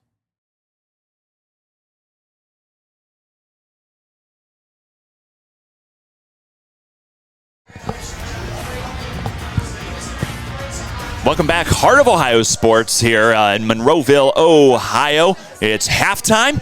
Thank you, Buckeye IT, for keeping us plugged into all of the action as we bring you some amazing high school football coverage. Dominic Helmstetter, Zach Dillon, of course, bringing you tonight's action here. Both teams are down on the field, warming up, getting ready for the second half of play. Monroeville will receive the football first here in the second half. So a lot for them to think about. A lot of success on their last drive as they were able to throw it all over the place. And Evan Benfer connected 5 for 5 with his receivers and able to punch it in for them, which is great news if they can continue to dial that up again. Well, you mentioned it. I mean, they just outmatched Calvert in almost every aspect, and it certainly helped the penalty calls on the Calvert sideline. Certainly. All four of them. But again, I mean, nearly perfect, if not perfect, from the air. They were able to run effectively. Yeah. I was really, really impressed with their offensive line in particular, able to move their men, able to pass protect long enough. Yeah. And again, if we see that in the second half, which I don't see why not. I mean, exactly. that looked to work. This could become a much tighter game. And Benfer, he started a little shaky throwing it earlier in the game, but really got it going there at the half. So let's turn our attention to the Calvert Senecas here. And I think the big thing is, how are they going to come back from those penalties, which kind of shook up their momentum as they were kind of stalled out in the second quarter? Penalties are never what you want to see, and you're right. There were some costly penalties, back-to-back penalties in their spot. So I think really it's hey, there's a new half. Yeah. You got to put it out of your mind. We're just gonna go back to it. So we're gonna get the players come out here. Yeah, so we got about 3 minutes or so before halftime ends. So let's take a quick look around the area and catch up with some of our scores. Margaretta, the Polar Bears are tied up 14-14 with Western Reserve in the third quarter there. Margaretta, great team. We had a chance to see them a couple times last year. They do just a wonderful job running it around. See how that one shakes out. Of course, on our sister station at halftime, Columbian Tornadoes, they lead 21-14 over the Chardon Hilltoppers. Chardon coming from 2 hours away to make that trip. So it's a fun, interesting game that they've got going on over there. Another area game of note, Clyde Flyers, which we'll have a chance to see them here at Heart of Ohio Sports later in the season. They've got a 17-0 lead over the Spartans right there. And where we're going to be next week, Seneca East Tigers. Right now they trail the Gibsonburg Golden Bears 12-0 in the third quarter. Mohawk, who we had last week on our station here, they are down 14-7 as Hopewell Loudon has a lead. So there's a quick First National Bank of Sycamore scoreboard look around here in the area as we down under a minute of play, or a minute here in the in halftime as we get ready for the second half. All right, let's do a quick recap as the teams get ready. So again, 21-7. Where did it come from? Well, Benifer was able to connect with his playmakers and punch it in. Of course, they were able to punch it in with some help of a few penalties, costly penalties for the Senecas. But if we know anything about Coach Reeser, I'm pretty sure that he's going to get that turned around and they're going to play some more disciplined Seneca football. All right, 1st and 10 from the 31-yard line, and it's going to be Rader off to the right side, taken down for a loss in the play. Rader, he just stands 5'7", 155 out there, so if you're watching him scat around on the screen and he looks a little bit small, he's a little bit smaller compared to some of those big D linemen that the Senecas have out there chasing him down. All right. Momentum was a great thing, as in they picked up the pace on offense, so it's nice to see him rush up there to the line. Let's see if that results in some yardage as Schaub connects, and it sure does, as he's going to be taken down by the Senecas, pushed out of bounds right around the 36-yard line, and it looks like Kimmett with the tough tackling on Schaub. Oof. Kimmett's had a tough assignment all night long as he's had to put up with a 6'5" football frame, and Schaub got the best of him a couple times, but Kimmett's been holding his own so far. All right, here we go, 3rd and 5 from the 36 as Benfer in the shotgun looking to keep it all the way, and he wiggles his way up close to the first down marker. Should be enough. Yep, it is. Move those chains as the Eagles are able to convert and keep this drive moving. Great running by the young quarterback, Evan Benfer. Again, powerful run, not afraid to put his head down, make sure he can get that first down marker. 10:25 here in the third quarter. Eagles got the ball first, and they're starting to move as he hands it off to Rader. Rader be buried around the 45-yard line. Let me tell you, Dom, these short runs, they add up. They wear down your defensive line. They wear down your linebackers if it's really good. They get up to the second level. So, again, coming out of this halftime break, refreshed, feeling good, this offense can get moving. No question. 2nd and 7 as Benfer looks to pass, and he's got his man. Whoa, what a catch by Levi Stegman as he goes up, grabs it, and is taken down hard. First down, Eagles. Whoa, what an athletic play. What an athletic play indeed. Look at that tough catch right over the middle. Levi Stegman not afraid to go up and get it. Took a hit on that one, but it certainly paid off as the Eagles pick up another first down. And again, it's the passing game that's bringing them all the luck tonight, as they've gotten 7 points off of it. Now they're starting to move that ball, and wouldn't you know it, sprinkle in a little Benfer, and you're picking up some more of those chunk plays that you were talking about, Zach.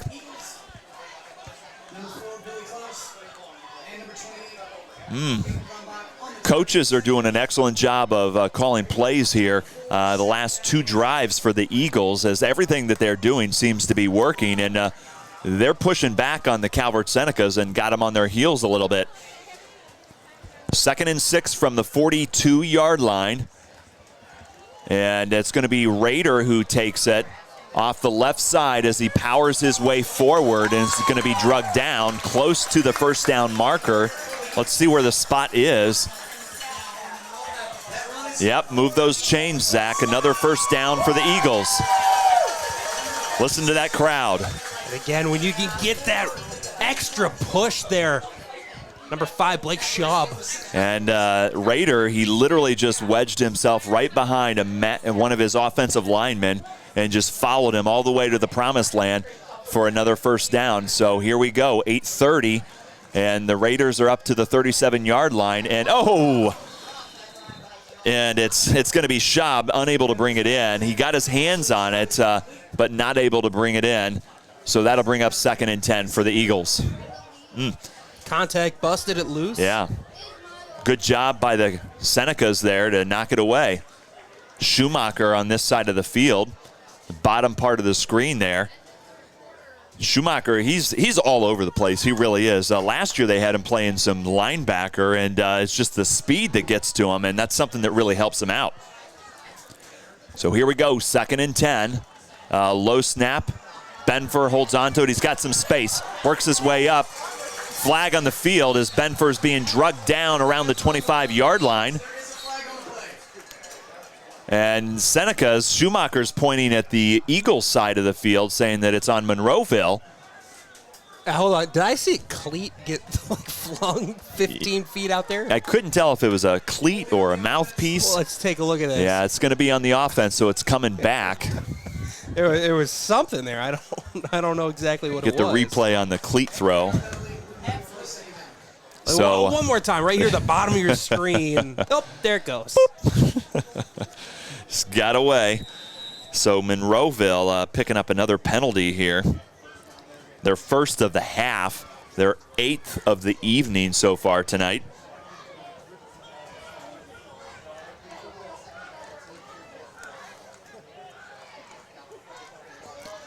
All right, Benfer looking to pass, nowhere to go as he dances around, and he's got some space. He's off, 30-yard line. Whoa, look at him go. Oh, my goodness. And another flag on the field, and it looks like a Seneca down after making contact with Benfer, who just took off. Oh, my goodness. Can't tell who that is. I can't either. So I'm taking a look, and let's take a look at this replay as, Benfer scats out to the left. And, looks like there's some contact maybe. Yeah, and that's what caused the injury. Number 5, Blake Schaub, going to get the personal foul call here. Let's see if we can take one more look at that. Schaub at the top of your screen right here, blindside block. Yeah, you can see where that flag came from. Just a cheap shot on the defender. Hopefully everything's fine. Of course, they always exude the abundance of care and caution, especially when you have a contact sport like this. So it looks like it's number 12. Yeah, number 12, Carter Wolf, able to get up on his feet and walk off. That's good to see again. Absolutely. Shaking up. Player of the game last week, Carter Wolf. Yeah. All over the place on defense there. That game versus Mohawk. Good to see.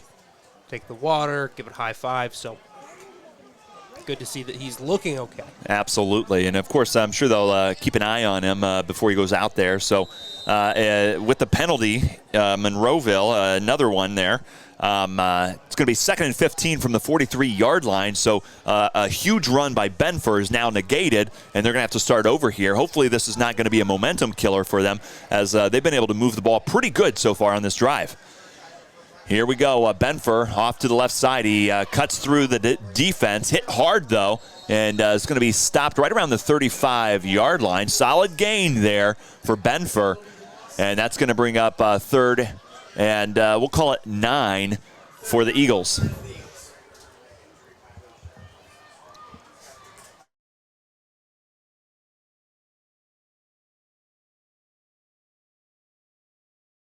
All right, 3rd and 9 from the 36-yard line for the Eagles. 7 minutes in the 3rd quarter here. See if they can keep up great ball movement. Benfer looking left. And he's going to have to tuck it and run as the Senecas get on him, as he's going to be drugged down around the 30-yard line. Looks like he wanted to pass on that one, Zach, but unable to go anywhere. Oh, my goodness. How did he get out of that one? I don't know. Seneca's great defense as they stayed in their areas and stopped Benfer from causing any damage to him. So it's going to be 4th and 4. Eagles going for it here. And heck, why not? You can hear the crowd getting into it. Benford, quarterback keeper. And they're going to take him down short of the first down marker. It's going to be close, though. Let's see where this see where the spot is, and you can see both teams, both sides pointing in each direction, but it looks like the Eagles picked up just enough. So move those sticks, another Eagles first down. That was a close one there. That was. Let's take a look at the replay here. Right here at the end of the play, just enough. You can see Benford just having to wiggle his way through the defense and picks up just enough. First down Eagles as they keep marching along. And it's going to be Rader off to the left side who's hit hard. Schumacher makes first contact, and then it's familiar face Wolf who finishes the deal.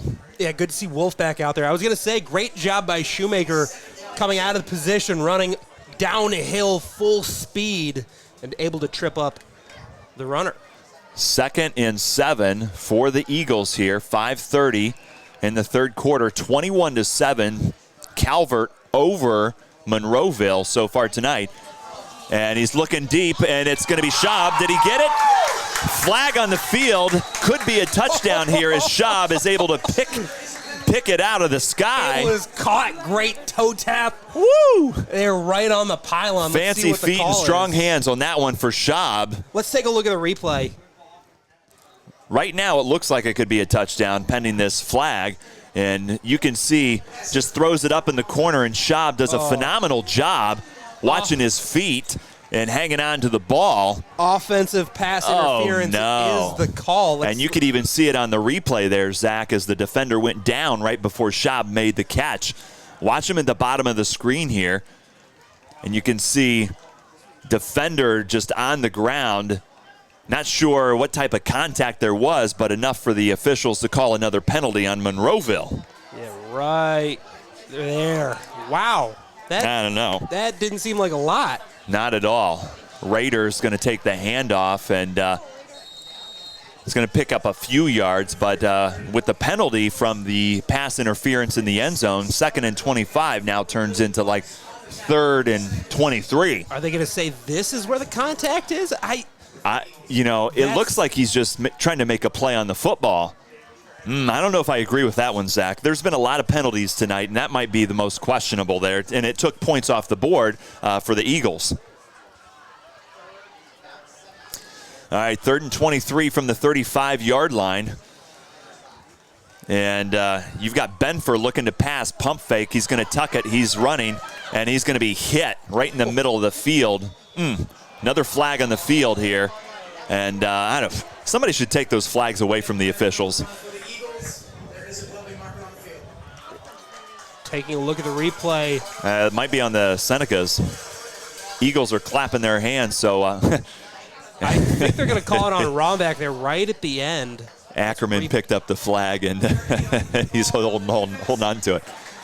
All right. Yeah, might be. So it's going to be a first down for the Eagles. This time they're the beneficiary as it pushes them forward, and that's a huge deal. That's a swing of almost 30 yards there, Zach. I think right there, right at the end, Rombach came in with the crown of his helmet. All right, 1st and 10 from the 11-yard line now for the Eagles with the help of a huge penalty on the Senecas there. Now that's Calvert's, that's their first penalty of the half, but if you add it up, 8 penalties total, very uncharacteristic of them. And helped put points on the board before first half for the Eagles. Might do the same here as you've got the quarterback keeper, Evan Benford, touchdown Eagles. Yep, there it is. Sophomore quarterback Benford able to punch it in, and that's exactly what the Eagles want, is they've turned this into a one-score game.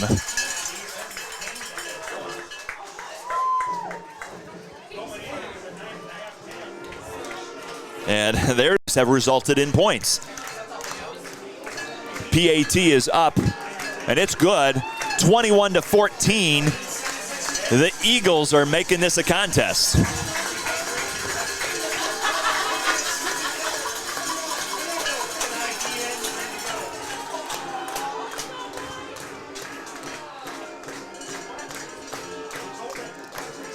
Well, how about that for a shift, Zach? Again, a great drive put together here by Monroeville. And we talked at halftime a little bit about penalties and are they going to fix it? And so far, penalty here on the Senecas cost them some points. Again, several penalties on each team. Right there to open up the third quarter play. Not the way you want to open up the second half of play. It'll get better as the season goes on. It's still week 2. I mean, for some of these people, they're more experienced than others. It all plays a factor. But no doubt that these kind of kinks will get ironed out week 3, week 4, week 5 as you kind of get the season rolling. Absolutely. So we've got Schaub, 5-yard TD catch before halftime. And now we've got Benfer keeping it for himself with a nice TD scamper.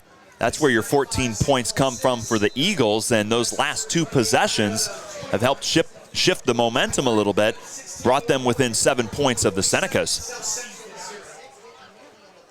So let's see how the Calvert offense is able to reply and respond. I'm just looking across the field right now at Coach Reeser, and he's got some words for his. It's going to be Kimmett who catches it and falls out of bounds. So Calvert Senecas are going to come back out onto the field here. First chance on offense this half. Let's see if they can strike up some yards of their own and make some noise. Need to answer here, Senecas. Again, you can't let that momentum get rolling. We've seen far too often. I mean, that's how teams get back into a game. They start feeling better. They put one play after the other. Beautiful 70 degrees out now here in Monroeville. Weather's just getting nicer. And it's going to be Warneman off to the left side, and he's got space. Oh, my, he could take it. 40 up to the 35, and they're going to say he stepped out of bounds right around the 36-yard line. Ooh, Warneman almost broke it and took it all the way. Wow, look at that run. He hit that corner and just bolted. Ooh, that's a close one. Eagle defender able to push him just on the line, prevent him from possibly scoring a touchdown. Excellent run by Cal Warneman, and that's the type of thing that you need to see from him. Of course, he had a little bit of a rough start to the game, fumbling it, and certainly making up for it right here with a strong rush like that. Schultz, meanwhile, he's going to hold on to it and be hit at the line of scrimmage and taken down for a short gain. So not much there. That'll bring up 2nd and long for the Senecas.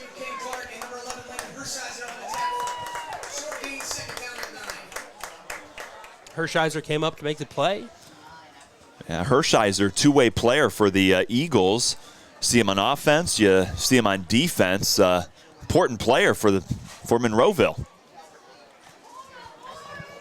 I think Hershiser, he had quite a few tackles there in week 1 and just kind of picking up right where he left off.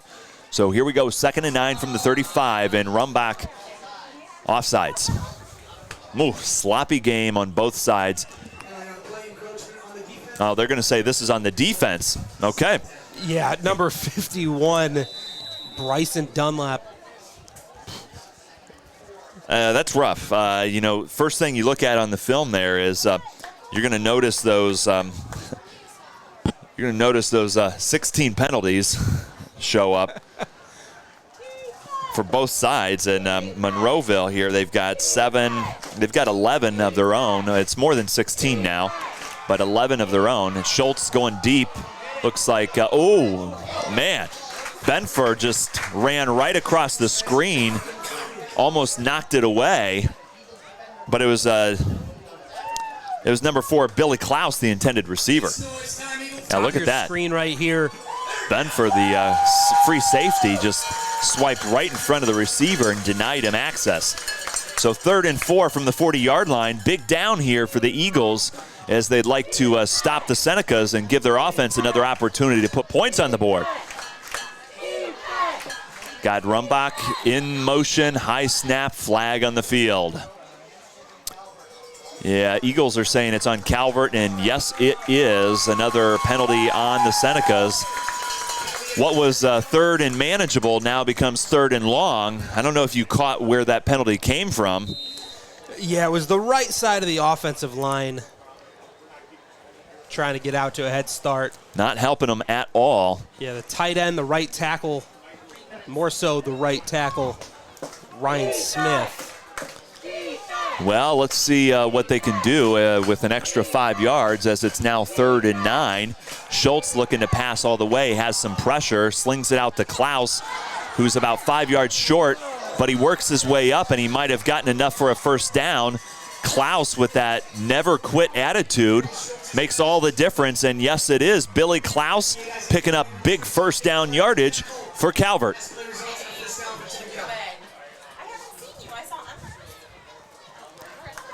So Klaus, he's had a fairly quiet night on the receiving end, but comes up really big in the clutch here, third quarter when they need it.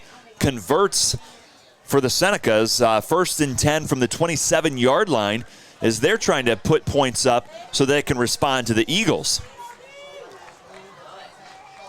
2:49 left in the third quarter as Rumbach rumbles his way forward for a few yards.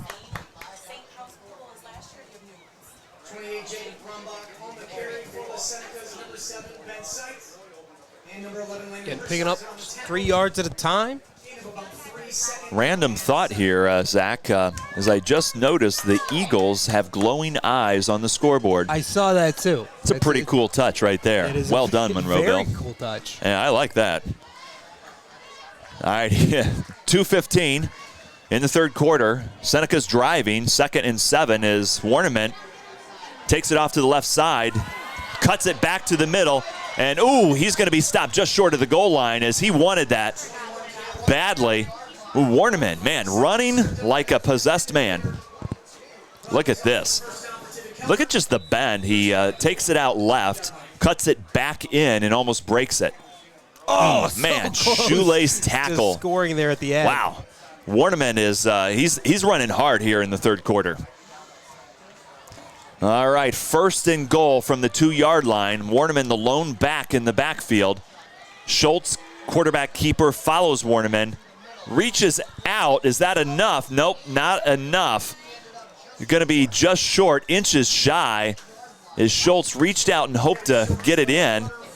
And he's making his case as he's slow to get up. He's like, look, I've got the football in the end zone now. Oh, wow. Yeah, inches. Yeah. So that'll bring up 2nd and short for the Senecas as they look to respond to the Eagles' scoring drive moments ago. Down to 1 minute here in the third quarter, and you've got your lead back tandem sitting there. High snap, able to give it to Rumbach's touchdown. That's his 2nd of the night and his 2nd week in a row with 2 touchdowns on the ground.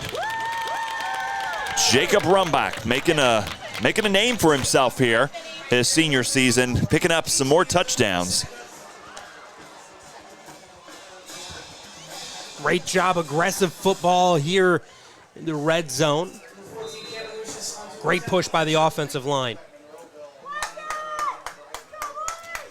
And waiting here for the PAT is Schumacher down holding it. It's up, and it's good. And Senecas are able to extend the lead now, 28-14, with 56 seconds left in the third quarter. You're watching Heart of Ohio Sports. We're going to take a short break and come right on back. Keep it locked in. You're watching Heart of Ohio Sports. At Heart of Ohio Sports, it's obvious. The first thing that comes to mind is sports. But we do a lot more than just cover live sporting events.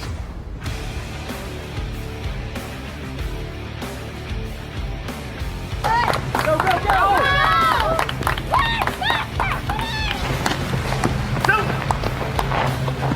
When we want to watch our highlights from last night's game, there's only one place we go: Heart of Ohio Sports.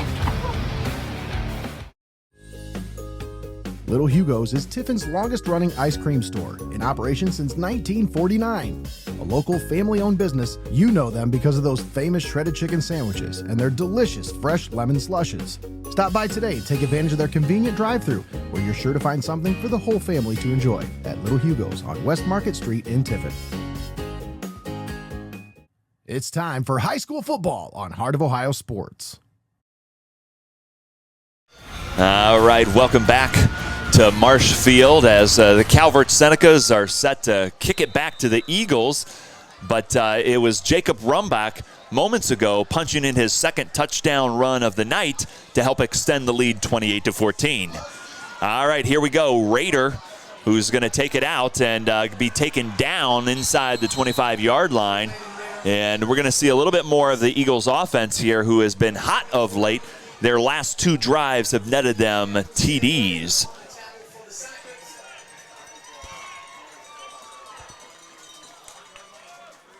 Can the Eagles respond? Monroeville in the position. I think the answer comes from number 10, Evan Benfer, Zach, as he's been the catalyst behind each touchdown run, whether it's throwing it or running it. He's kind of sparked it all. And looking to throw right here as he's got his man Hershiser off to the right side, and he's going to be pushed out around that first down marker. Let's see what looks like it's enough for a first down. So Hershiser converts, and Monroeville keeping up this positive momentum. Yeah, you hear it. Crowd's pretty excited right there. Eagle first down, 1st and 10 from the 33-yard line. As Benfer keeps up his great passing numbers here as of late. He's really been doing a great job of connecting with his receivers in the last three possessions. Flag on the field. Again. I'm about to say, I've heard that more than once tonight. Let's take a look. Yeah, that's going to be a false start on Monroeville, so it's going to push them back 5 yards. That's their 5th penalty of the quarter, Zach. Not 17th, 12th overall for tonight.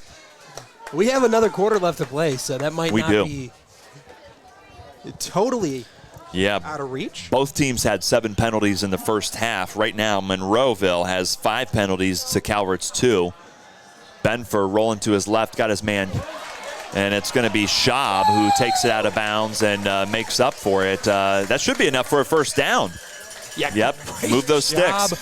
Schaub absolutely running through the defender. Gosh. Big man puts his head down. Really, he has been go-to. He's been money the whole night. Oh, they're going to say he's just short. Yep. All right, 2nd and inches here.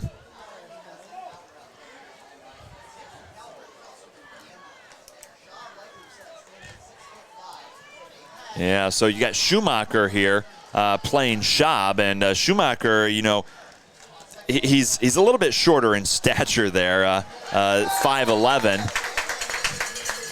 So definitely a match in the Eagles' favor as they pick up another first down here on the legs of Benfer.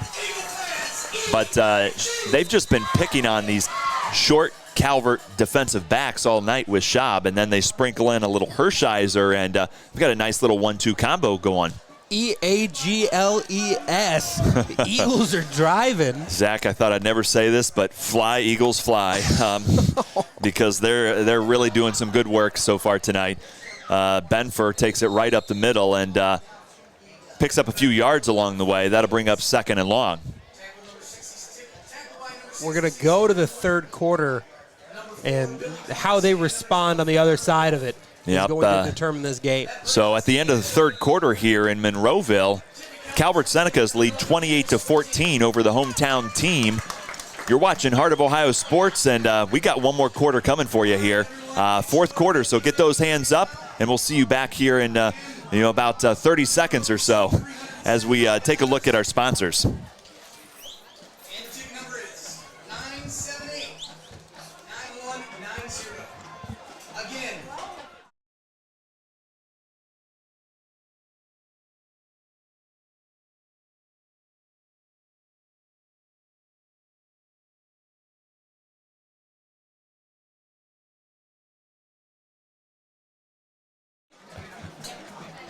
We'd like to thank Your Legacy Federal Credit Union, Buckeye IT, Ex-Caray Mexican Restaurant, Hope.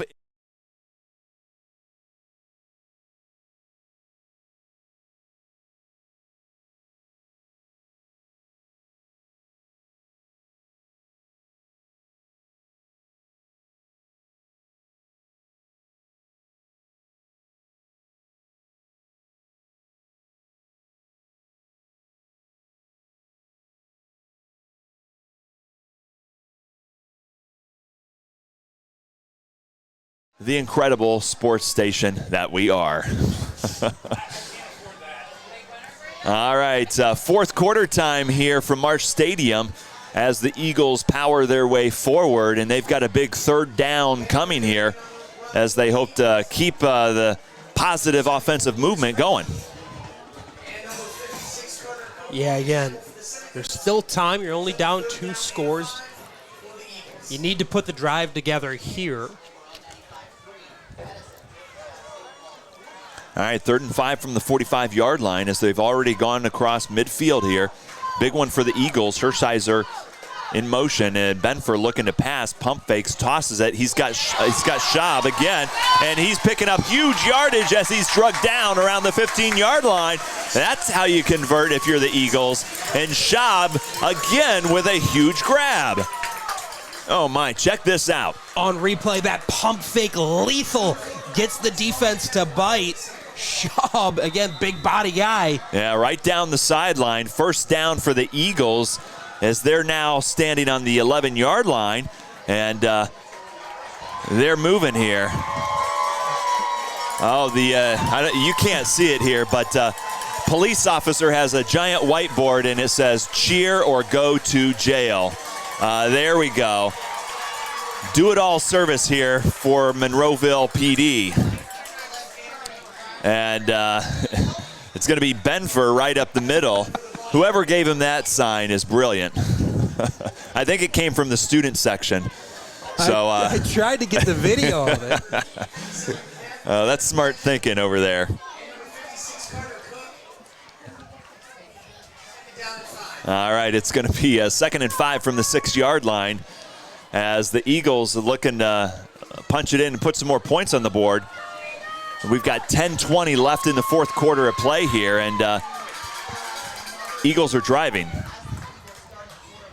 All right, looks like Wolf is coming off the field for the Senecas. Of course, he was injured for a couple of plays in the first half. I'm not sure if it's related at all. Maybe it's just equipment malfunction. We saw a few of the Calvert players running some new equipment on and off the field earlier, so that certainly could be it.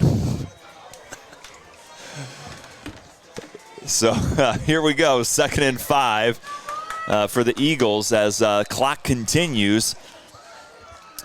Let's see what they come up with. All right, quarterback keeper is Benfer, works his way toward the sideline, taken down, picks up a few yards there, and you got a couple Calvert defenders who stop him.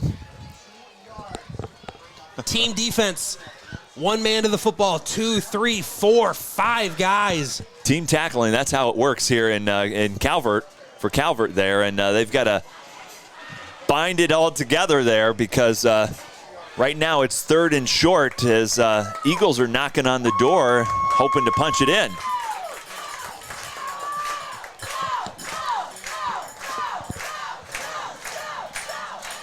All right, it's going to be Rader, puts his shoulder down, powers his way up. That should be enough for a first down. I'm not sure if he had enough for, yeah, he's short of the goal line, but definitely has enough for the first down as he's pushed out of bounds. And the Eagles got a fresh set, and you can hear it from the crowd. They're really excited here as they now have plenty of opportunity to punch it in for some points. That second burst of energy, just enough to get over the line. And they are just inches short as they're hoping to get some extra points here. All right, 1st and inches for the Eagles. Benfer, quarterback keeper, right up the middle, touchdown Eagles. There you have it. On Parents' Night, Benfer is having a night. That's his second touchdown of the evening and helps give the Eagles 20 points on the night. Yeah, Benfer takes it himself. And I think he didn't take the most direct path. He saw something he didn't like. Bounced it outside, found a gap. And PAT's up and good, so now it's 28-21. Eagles closing the gap and putting some pressure on the Calvert Senecas.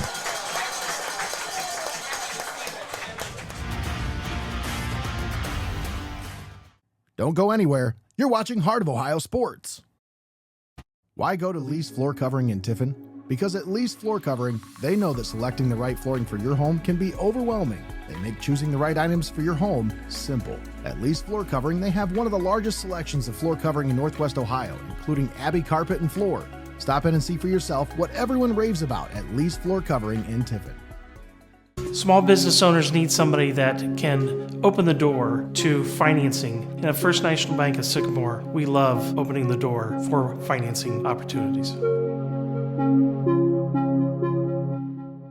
You're locked into the best there is, the best there was, and the best there ever will be. Heart of Ohio Sports.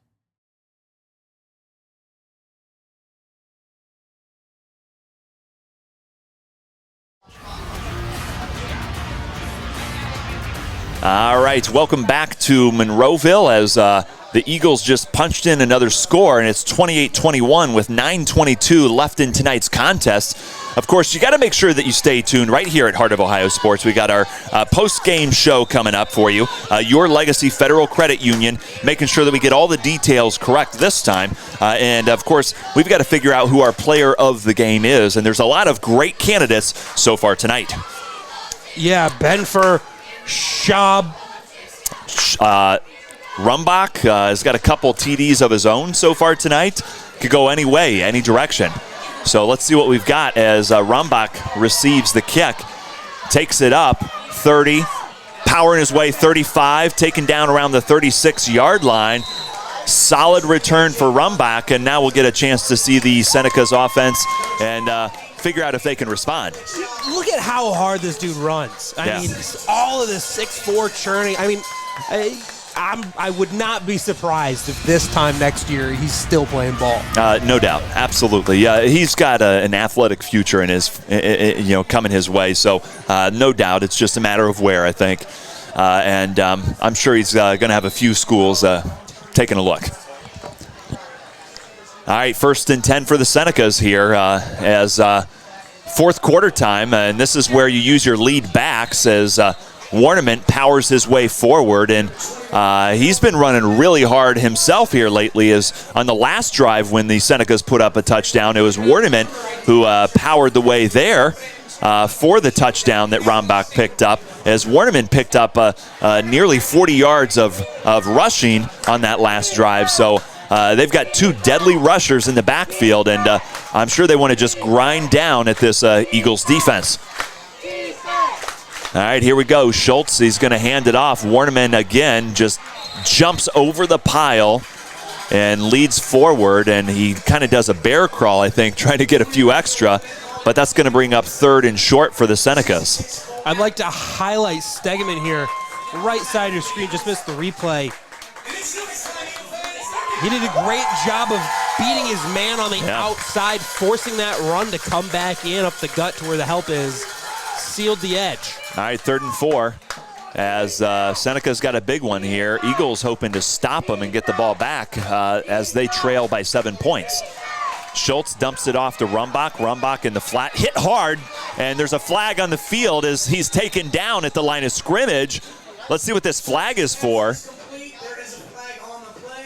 Man. Flag comes in at the end.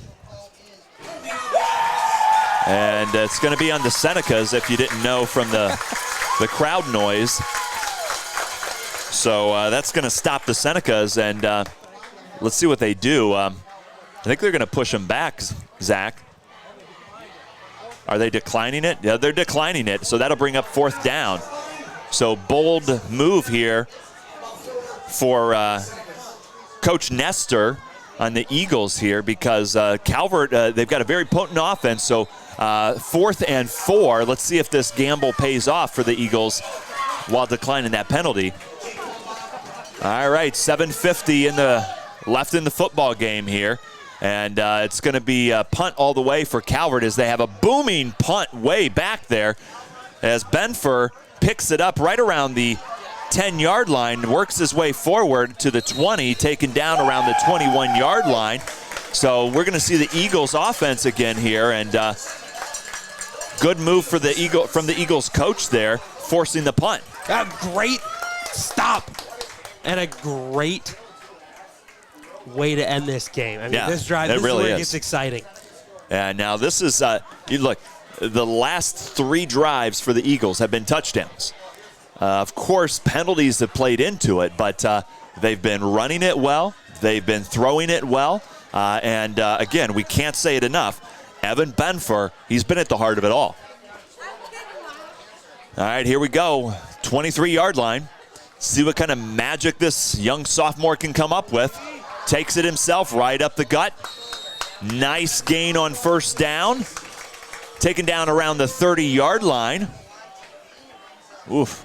He's not a big guy. No, he really isn't. 155, and again, at 6 foot is generous. I think to say. But he's not afraid to put his shoulder down, Zach. He's a tough kid. Exactly, that's my point. Again, doing what it takes to put your team on its back, that's what a good quarterback does. Okay, here we go, 2nd and 5. And watch at the top of the screen there, you got Schaub, his go-to receiver, rolls out, tosses it to him. Ooh, Kimmett, excellent reach around to knock it away. Schaub, the intended receiver.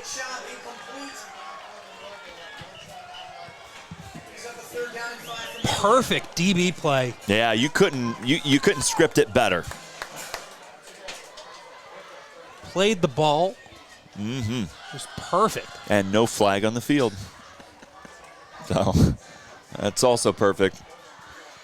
All right, 3rd and 5, a big 3rd and 5 here for the Eagles as they're on their 29-yard line. They need to pick up a few yards here to even consider a 4th down run. So here we go, Benfer off to the right side. He's going to be drug out of bounds. It looks like just short of that 1st down marker.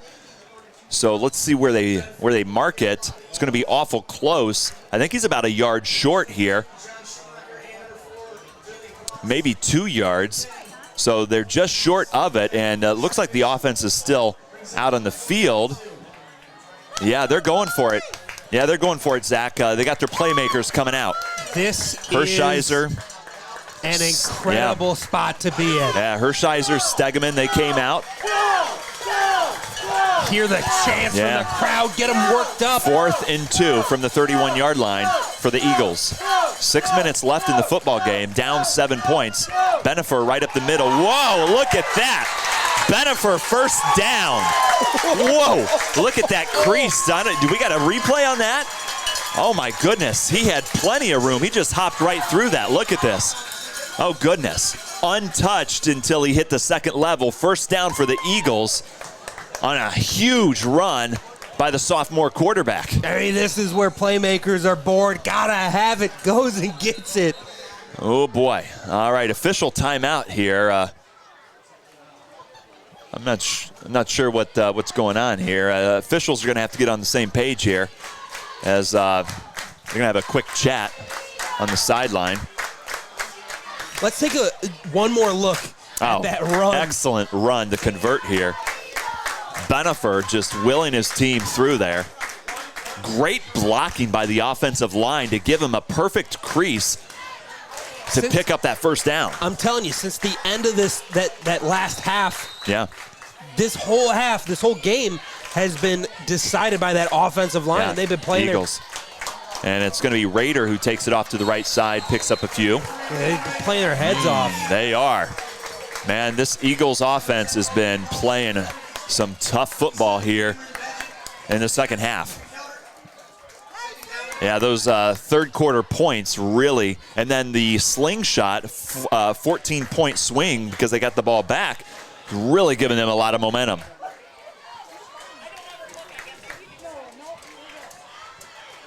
Five, 16, 15 left to play.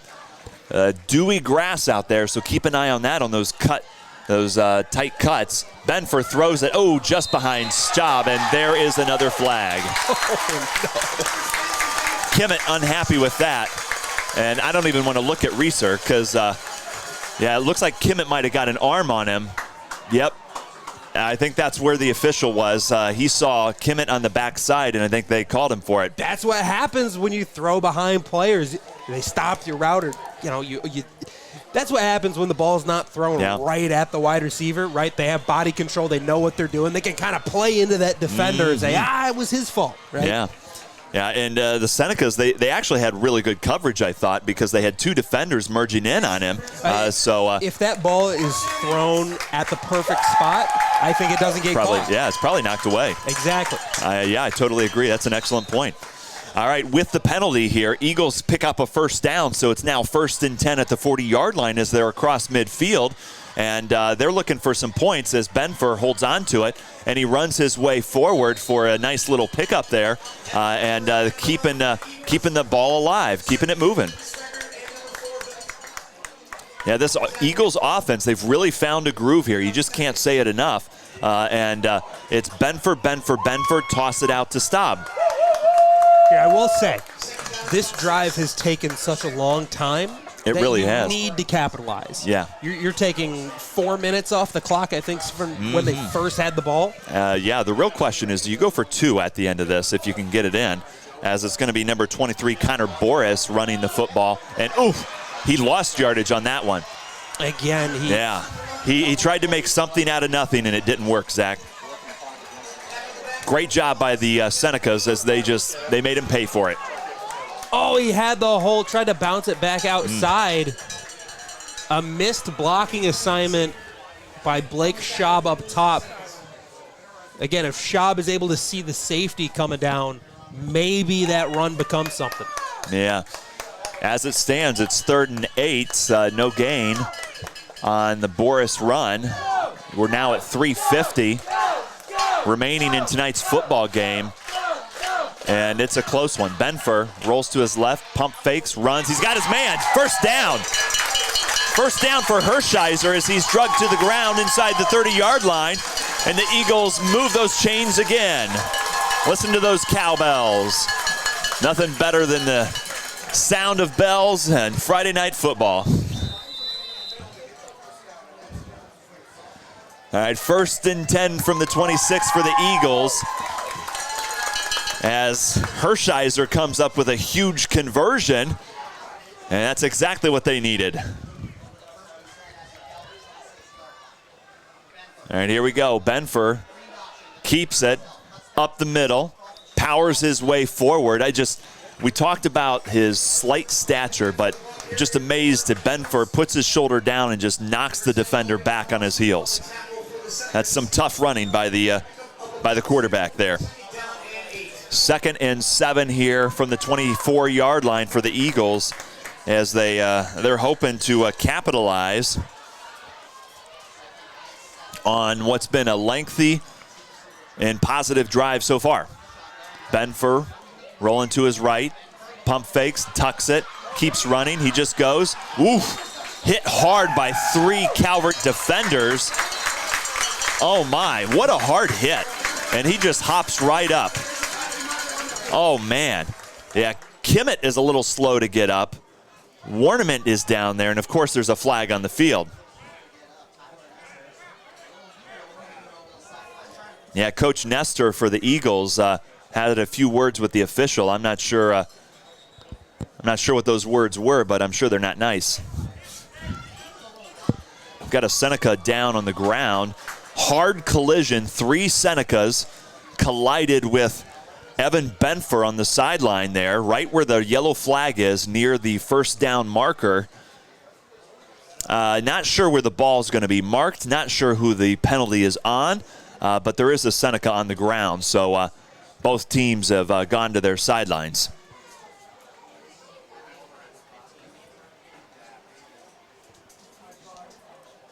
Yeah, some extracurricular. Yeah.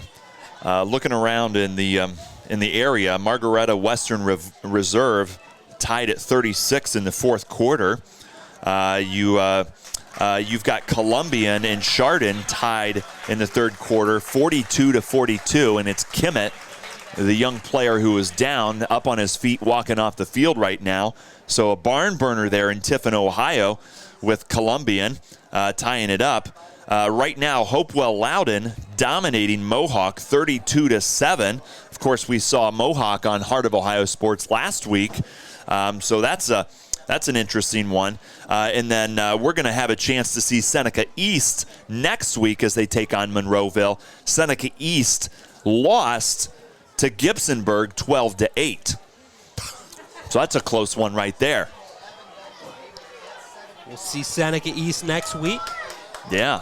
Tigers, look, they've had a really great run the last 5-6 years. Ed Phillips does a phenomenal job with those boys, so it'd be good to see them. If you want to see Ed Phillips, you can watch him on the Coach's Corner. Bingo. On Heart of Ohio Sports. We got all the coverage here, and Ed Phillips, I mean, is such a phenomenal interview. We had a chance to talk to him last year. Just love talking to him, his love, passion for the game.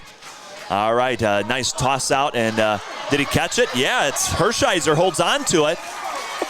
A juggling catch as he's able to bring it in. Reaches check out this with out. One hand. Left side of your screen. Yeah, Benford was lucky to get it over the D line. Yeah, look, juggled it. And positive yards. There you go. 2nd and 4 from the 4-yard line.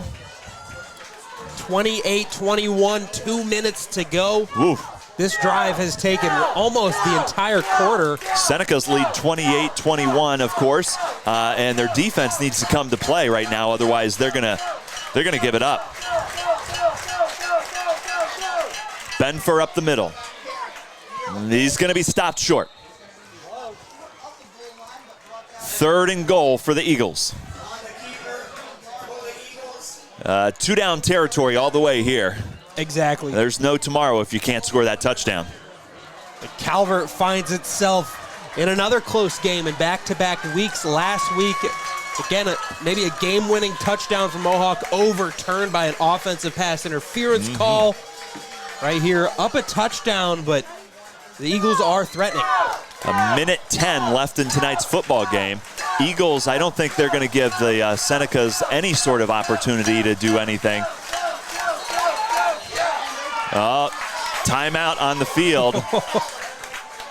1 minute left. Timeout Calvert. 59 seconds left in the game. This timeout brought to you by Hope in Fostoria. Again, stick around for the all right, here we go. Post-game show. Yeah, we're going to have our post-game show here. We're going to try to name a player of the game, and Benefer puts his shoulder down, pounded by the defense, stopped well short, and it looked like it was number 56, Carter Cook, who made the initial contact to push Benefer back. 4th down.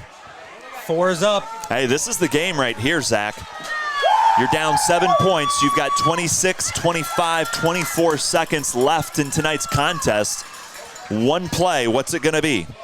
So far, Benefer has put up a lot of rushing yards, but keep an eye on Schaub, that big-bodied receiver. They've had a lot of success going his way, especially when it comes to the shorter Schumacher and the shorter Kimmett that are on the outside.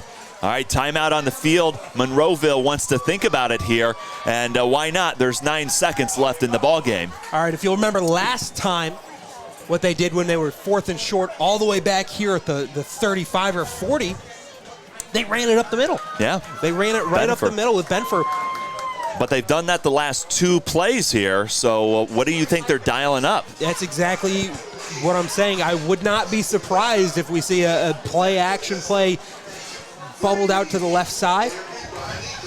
Get him moving in that direction with his body. Of course, if third quarter touchdown, Schaub, they used that big body in the corner of the end zone, and they just tossed it up to him one-on-one.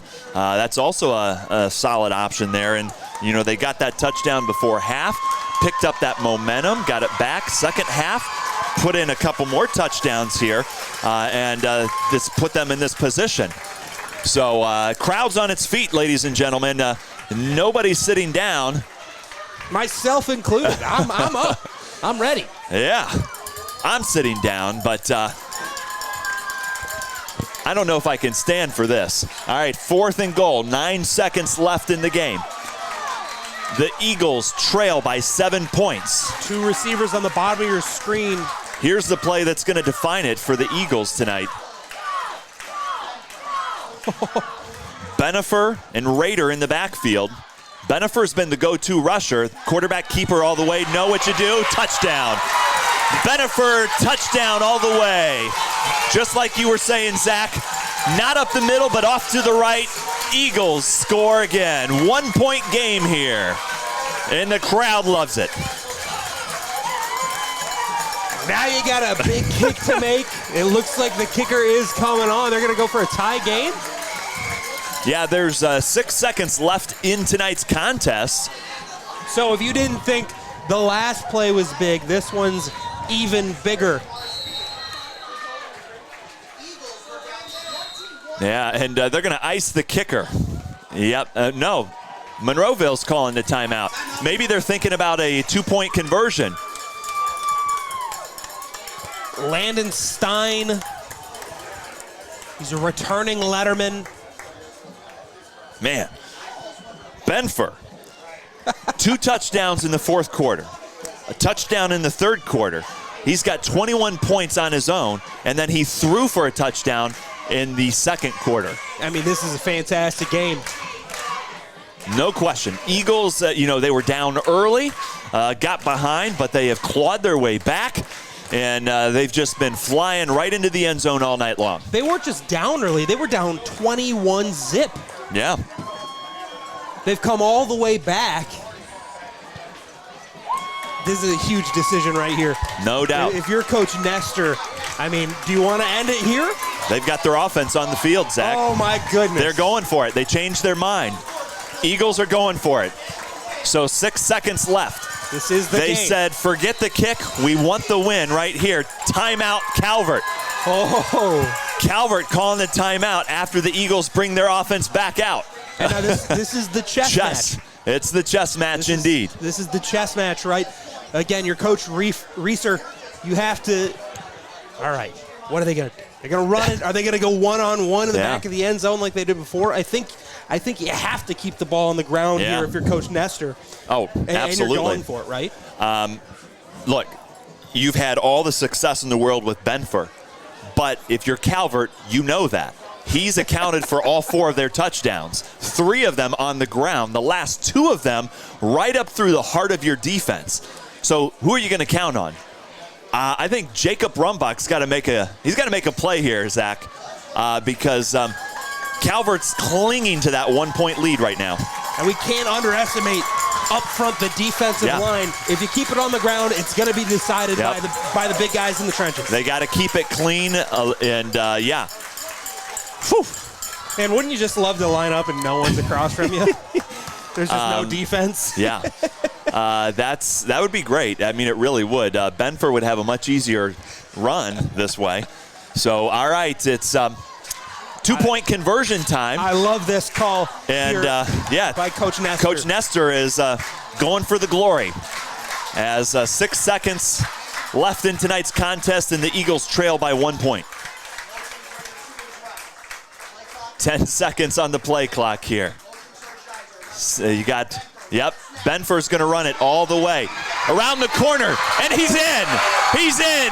Absolute mayhem on the sideline there as Benifer converts the 2-point conversion and gives the Eagles a 1-point lead with 6 seconds left in the contest tonight. No flags on the field. Well, there's a flag. A helmet on the field. Might be excessive celebration. Probably. Oof. 1-point lead by the Eagles. None other than the sophomore Evan Benford punches in the 2-point conversion. Amazing. I love the call. Oh, this is on the Eagles. Penalty on the Eagles. I think they're going to have to do it over, Zach. Oh, no. Oh, no. Oh, no. What's the call? It looks like maybe a chop block on the Eagles. They definitely pointed at the Eagles' side.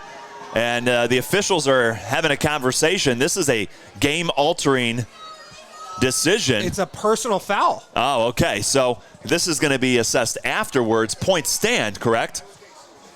So the points should stand, and the Eagles should maintain their 29-28 lead. I don't believe so. No? No, and especially is this with the afterwards, way or especially with the way the defense is still on the field, the crew chief is. Yeah, Coach Nestor is telling his kids to get on the sideline because he wants to have a conversation. He doesn't want the kids all up in their business.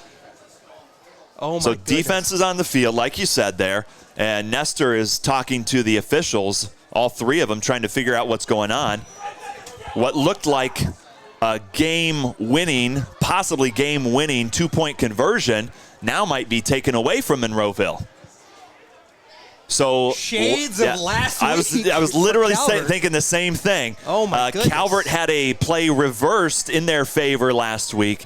They may have the same thing happen here, and yep, it's going to push them back as well. Takes the points off the board, pushes the Eagles back, so it's not even a close conversion anymore. Probably out of the way. They're not going to be able to kick a PAT. Landon Stein's back out on the field. They're going to try to kick the PAT. We're not sure what kind of range he's got. So the ball is at the 20. No, the ball is at the 18-yard line. So this is a 28-yard PAT attempt. Well, keep in mind, he's a returning letterman. Yeah.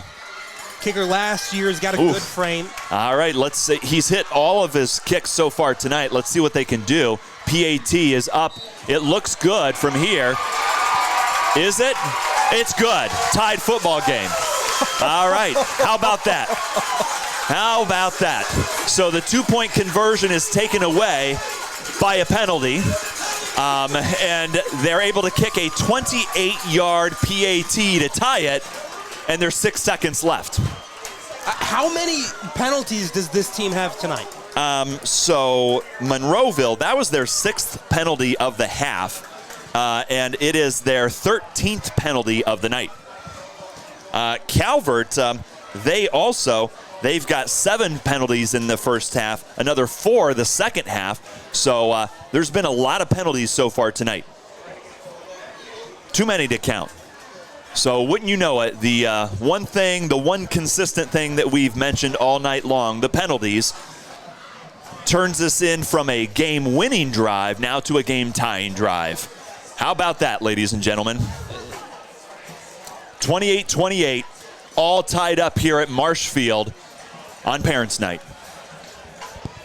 Teams don't deserve to win games when they commit 13 penalties, and yet Monroeville did. This is a crazy display of the effort of the comeback that it took to get all the way back up to this point, just taken away like that. But you know what that sets us up for? Some bonus ball. Absolutely. We're going to overtime. I love it. Love it. Hope they still have some pizza down there because I'm starting to get hungry here, Zach. Oh, my goodness. Hey, excellent game all around. Hard fought. And you know what? The Eagles have scored on their last 4 possessions. They have not been denied this half, and it all started up with that Schaub touchdown to end the second quarter, if you can believe that. All right, this kick is going to go high to the side. Schumacher grabs it. He's going to be hit a couple times. He's still running, though. 35. Oh, he's taken down right around the 37, and that's it for the regulation here. Eagles are saying there's 1 second left. The ball came out at the end. Yeah, the coaches are pleading with the officials saying there's 1 second left on the clock, and not sure if there was a fumble caused by contact or putting 3 seconds on. I think they're putting 3 seconds back on there. Did the Eagles get that ball? Did they call that a fumble? I believe so. Schumacher. Oh, my They're goodness. calling it a fumble on Schumacher, and the Eagles now have 3 seconds and a chance to do something, I believe. Oh, my. They're going to talk this over. Yeah, exactly the officials, every single one of them, they're having a conversation here real quick. So it appears by body language, pointing, everything else, Schumacher was returning it. He got hit a couple times, got hit hard, and the ball did come loose there at the end. I didn't see an official sign or symbol. I just saw a lot of celebrating by the Eagles. The Eagles were doing it, but I didn't see it from the officials. I saw the Eagles coaches saying, hey, there's still time on the clock, which may indicate that they got the ball. But it's a barn burner here. We've got a tied football game, 28-28 here, and it is not over yet. There are zeros on the clock, but the game's not over yet. And the officials are deciding what could be a pretty critical moment here in tonight's game, because if the Eagles get the ball, they have every opportunity to throw it long and try to punch in a game-winning score. Yep. All right, they're calling it here. So overtime, Zach, as the officials break at midfield. And it'll be fun to see what happens here, because second half has been a blast. That it has. Man, what a fitting way to keep this game going. All right, so we've got the team captains coming out on the field for a coin toss to figure out who's going to get this football first. If you go back memory lane here, Calvert, they got the ball first at the beginning of the football game, and they rattled off 3 straight touchdowns. But since then, the Eagles have outscored them 28-7, and it's been an exciting second half. Now, if you're just joining us, of course, the Eagles, they had to make it interesting. 2-point conversion, they got it, but cruel twist of fate, a penalty took it away, but they converted on a 28-yard PAT attempt, which is a pretty long PAT attempt. It's like NFL style now, but it's a tied football game, so we've got all sorts of fun action here, and we've got more to come. It looks like the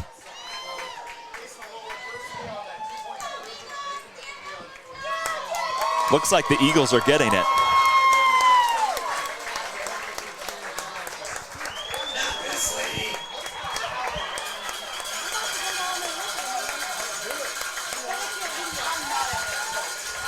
All right, crowd's excited for this one. We don't have an overtime sponsor, Zach, but if we did, I guarantee that all of these amazing people would be our sponsors. Your Legacy Federal Credit Union, Buckeye IT, Xcarre Mexican Restaurant, Hope in Fostoria, First National Bank, UIS Insurance, Steinman Signs and Graphic Inc., Lee's Floor Covering, Little Hugo's, 5-Star Maintenance, DeWraps, Claus Electric, Fiesel's Frame and Collision, Webster's Industry, Burns Electric, Circle H Tire, Benchwarmers Restaurant, Sarah Risen Realty, and the Pit Stop joined our Heart of Ohio sports team, and they're joining us here for some overtime, Zach. Now, overtime rules, both sides get the opportunity to score, correct? Correct. And they're on the 20-yard line here. So Calvert, they get first crack at it, and they're going straight into the teeth of the parents section for Monroeville. So Eagles are pretty hype right now because they just knocked Schultz down, or Warneman down before he had anywhere to go.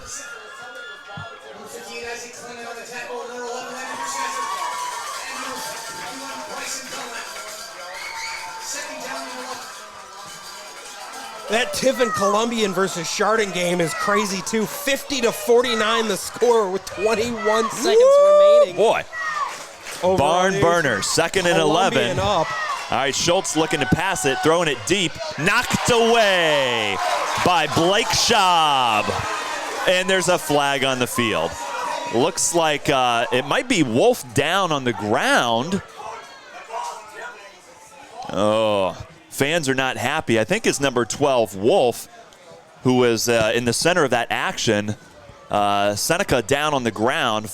It looks like there's a flag on the ground, too. He has not moved one bit. Blake Schaub coming up with a huge defensive tip to knock the ball away.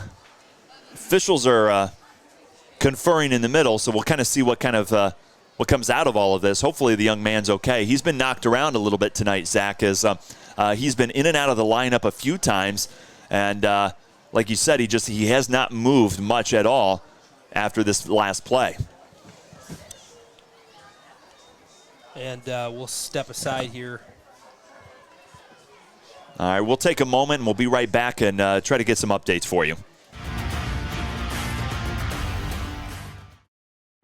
UIS Insurance and Investments, your hometown agency providing a full range of insurance and financial services with a local touch. Contact your homegrown agent Sam Schelt Palm for a professional review today at 419-447-4242, extension 1132.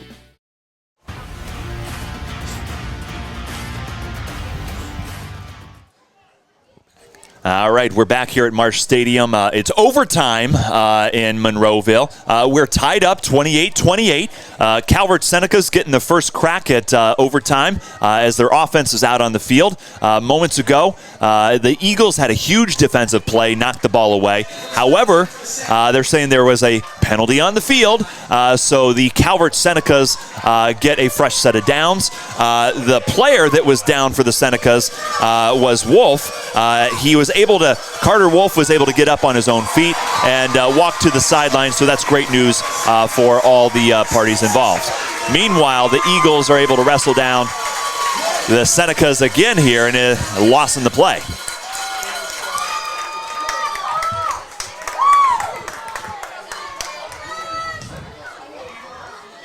Second and 11. This Eagles defense needs to make one more stop. They'll have the opportunity to get the ball back. Yeah. So here we go. Calvert hoping to score here. Eagles been playing some pretty darn good defense, though, here in the second half. Schultz looking to his left, slings it. He's got his man, catches it. Number 22, John Schumacher. And you've got the Calvert student section now down in the end zone. It's a whiteout down there, matching the jersey color of their favorite team. Yeah, at the 1 yard line. Official right on it. Schumacher, huge catch right there. And let's see what they can do as it's first and goal for the Senecas.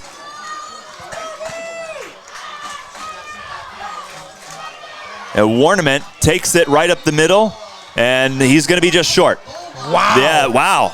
They're going to say that he's inches short. Let's take a look at a replay here. Check this out. They just trip him up. He looked in from here. Oh, my goodness. Yeah, he looked in, but the officials are saying no, he's inches shy. So it's now going to be second and goal for the Senecas. Yeah, Warneman, he got hit late on that replay, Zach, and they just didn't have that second burst to get across the goal line. So here we go, second and goal for the Senecas as they try to score a touchdown here in overtime. High snap, Schultz keeps it, and he's in. Touchdown Senecas as Schultz gets it in, and you can see the Seneca fans going crazy. Do they have baby powder over there? I think they do. It looks like it for sure. Yeah. Flour or something. Seneca student section making a statement, as you can see in the far part of the screen there. Rooting on their team. The final score, Tiffin Columbian 50, Chardon 49. Wow. Barn burner there. Great game.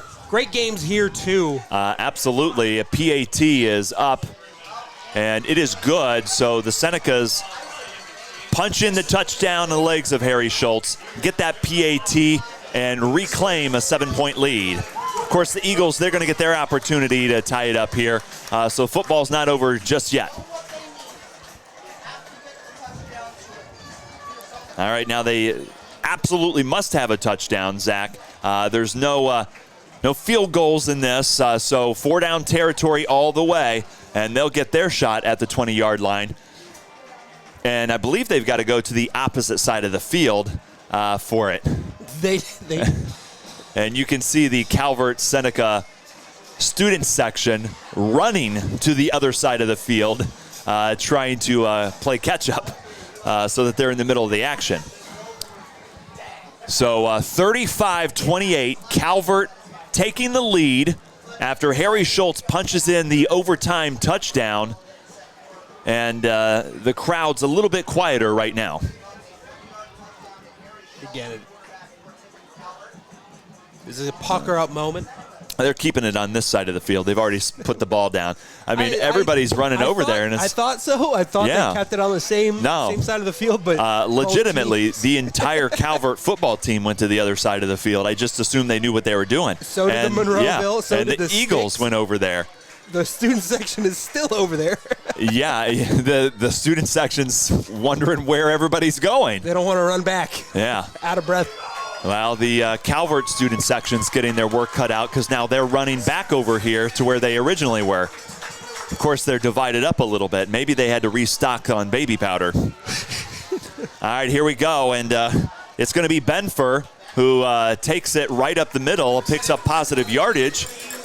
And look, the Senecas have not had an answer to Benfer in any way, shape, or form. He's been able to run it. He's been able to throw it. He's just done what he's wanted to. He was dead to rights in the backfield. Billy Klaus had him for a loss. He found a way out of it. Slippery, very, very slippery. 6 foot 155. All right.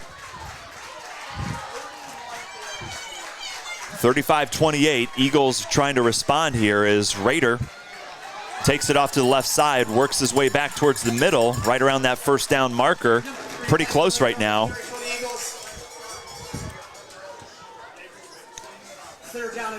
Yeah, it's going to be 3rd and 1. 3rd and 1. Again, you're going to keep it on the ground here. Yep. Almost assuredly. Overtime football here, Heart of Ohio Sports. And it's been a lot of fun to watch. Of course, end of regulation, the Eagles punched in a 2-point conversion, had it erased, that long PAT. The Senecas, they scored first, and now the Eagles are trying to follow suit. Here we go, right up the middle and Benfer, hit hard, but gets the first down. Wow, he took a shot right there. Oh my goodness, Evan Benfer was just blasted backwards. Look at how tough this kid is. Wow, no doubt.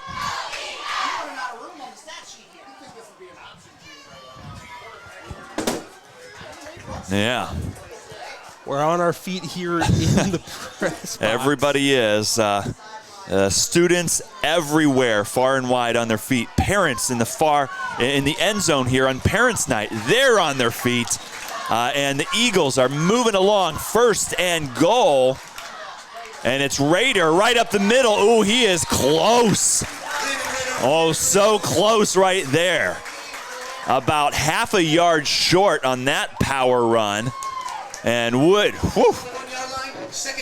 Landon Rader, solid run on 1st down, leaving 2nd and inches for the Eagles.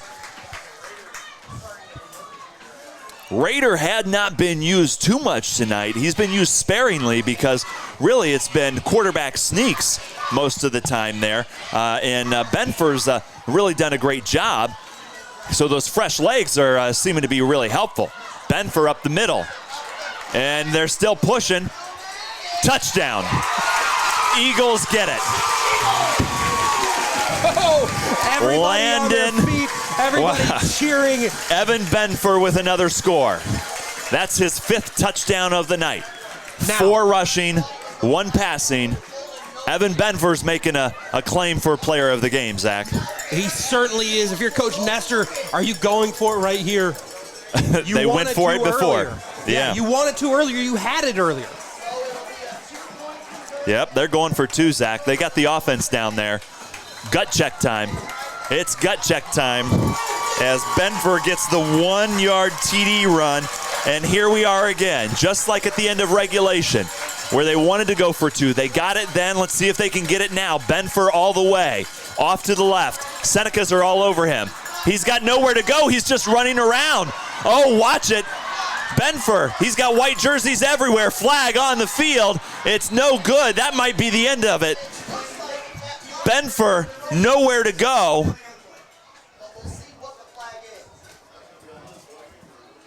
You have to assume this is some kind of holding call. You saw the late block. Declined.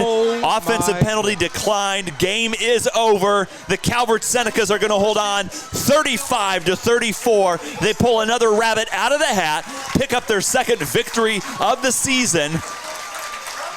And it comes down to the final play again, Zach. Oh my goodness. Absolutely heartbreaking for the Monroeville Eagles. They played their heart out. Cole Ackerman, captain, cannot believe it, in absolute shock. Calvert found a way to win another tight one. 35-34 will be your final score here at Marsh Stadium.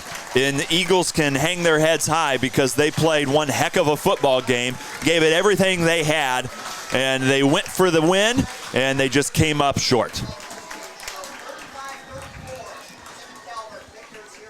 Well, you see the teams right there, so we're going to take a short break, try to collect our thoughts here, recap tonight's action, and take another look around the area for some scores. You're watching Heart of Ohio Sports, and Senecas take home another W. Keep it locked in. You're watching Heart of Ohio Sports. At Heart of Ohio Sports, it's obvious. The first thing that comes to mind is sports. But we do a lot more than just cover live sporting events.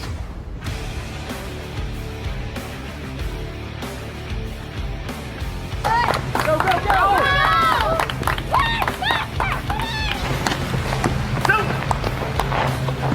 When we want to watch our highlights from last night's game, there's only one place we go: Heart of Ohio Sports. Little Hugo's is Tiffin's longest-running ice cream store, in operation since 1949. A local family-owned business, you know them because of those famous shredded chicken sandwiches and their delicious fresh lemon slushes. Stop by today and take advantage of their convenient drive-thru, where you're sure to find something for the whole family to enjoy at Little Hugo's on West Market Street in Tiffin. It's time for high school football on Heart of Ohio Sports.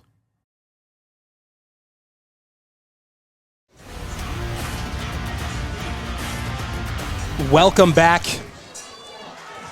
This is the X-Cray Mexican Restaurant post-game show. Zach Dillon here with you. First off, at the top, X-Cray Mexican Restaurant is a staple in Tiffin community. Stop in and check out their new look menu with some delicious new items you have to try for yourself. Gather your friends, go get some queso. You deserve it. Treat yourself to the best at X-Cray Mexican Restaurant, located in the Tiffin Mall. I'll give you a little bit of a game recap again here in the post-game show. We started things off in the first quarter. It was all Calvert.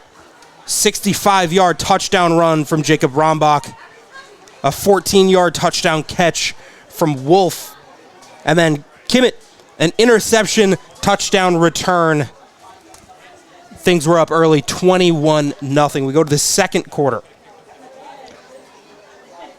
A 4-yard touchdown run from Jacob Rombach gets the score to 28-0.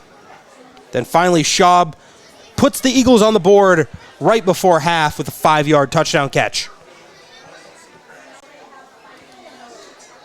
We go to the third quarter. Benefer, a 10-yard touchdown run. Rombach, a 2-yard touchdown run. Score 28-14 Calvert. Then, fourth quarter, Benfer, 2 independent touchdown runs, a 2-point reversed, a 28-yard PAT evens things up at 28-28. Schultz, a touchdown run. Benfer, a touchdown run. 2 points, no good. Final score, 35-34. This was a phenomenal game. And with the amount of penalties, Monroeville being able to be in the position to win the game right there was fantastic. Dominic Helmstetter going to get our Little Hugo's Player of the Game. We'll be right back.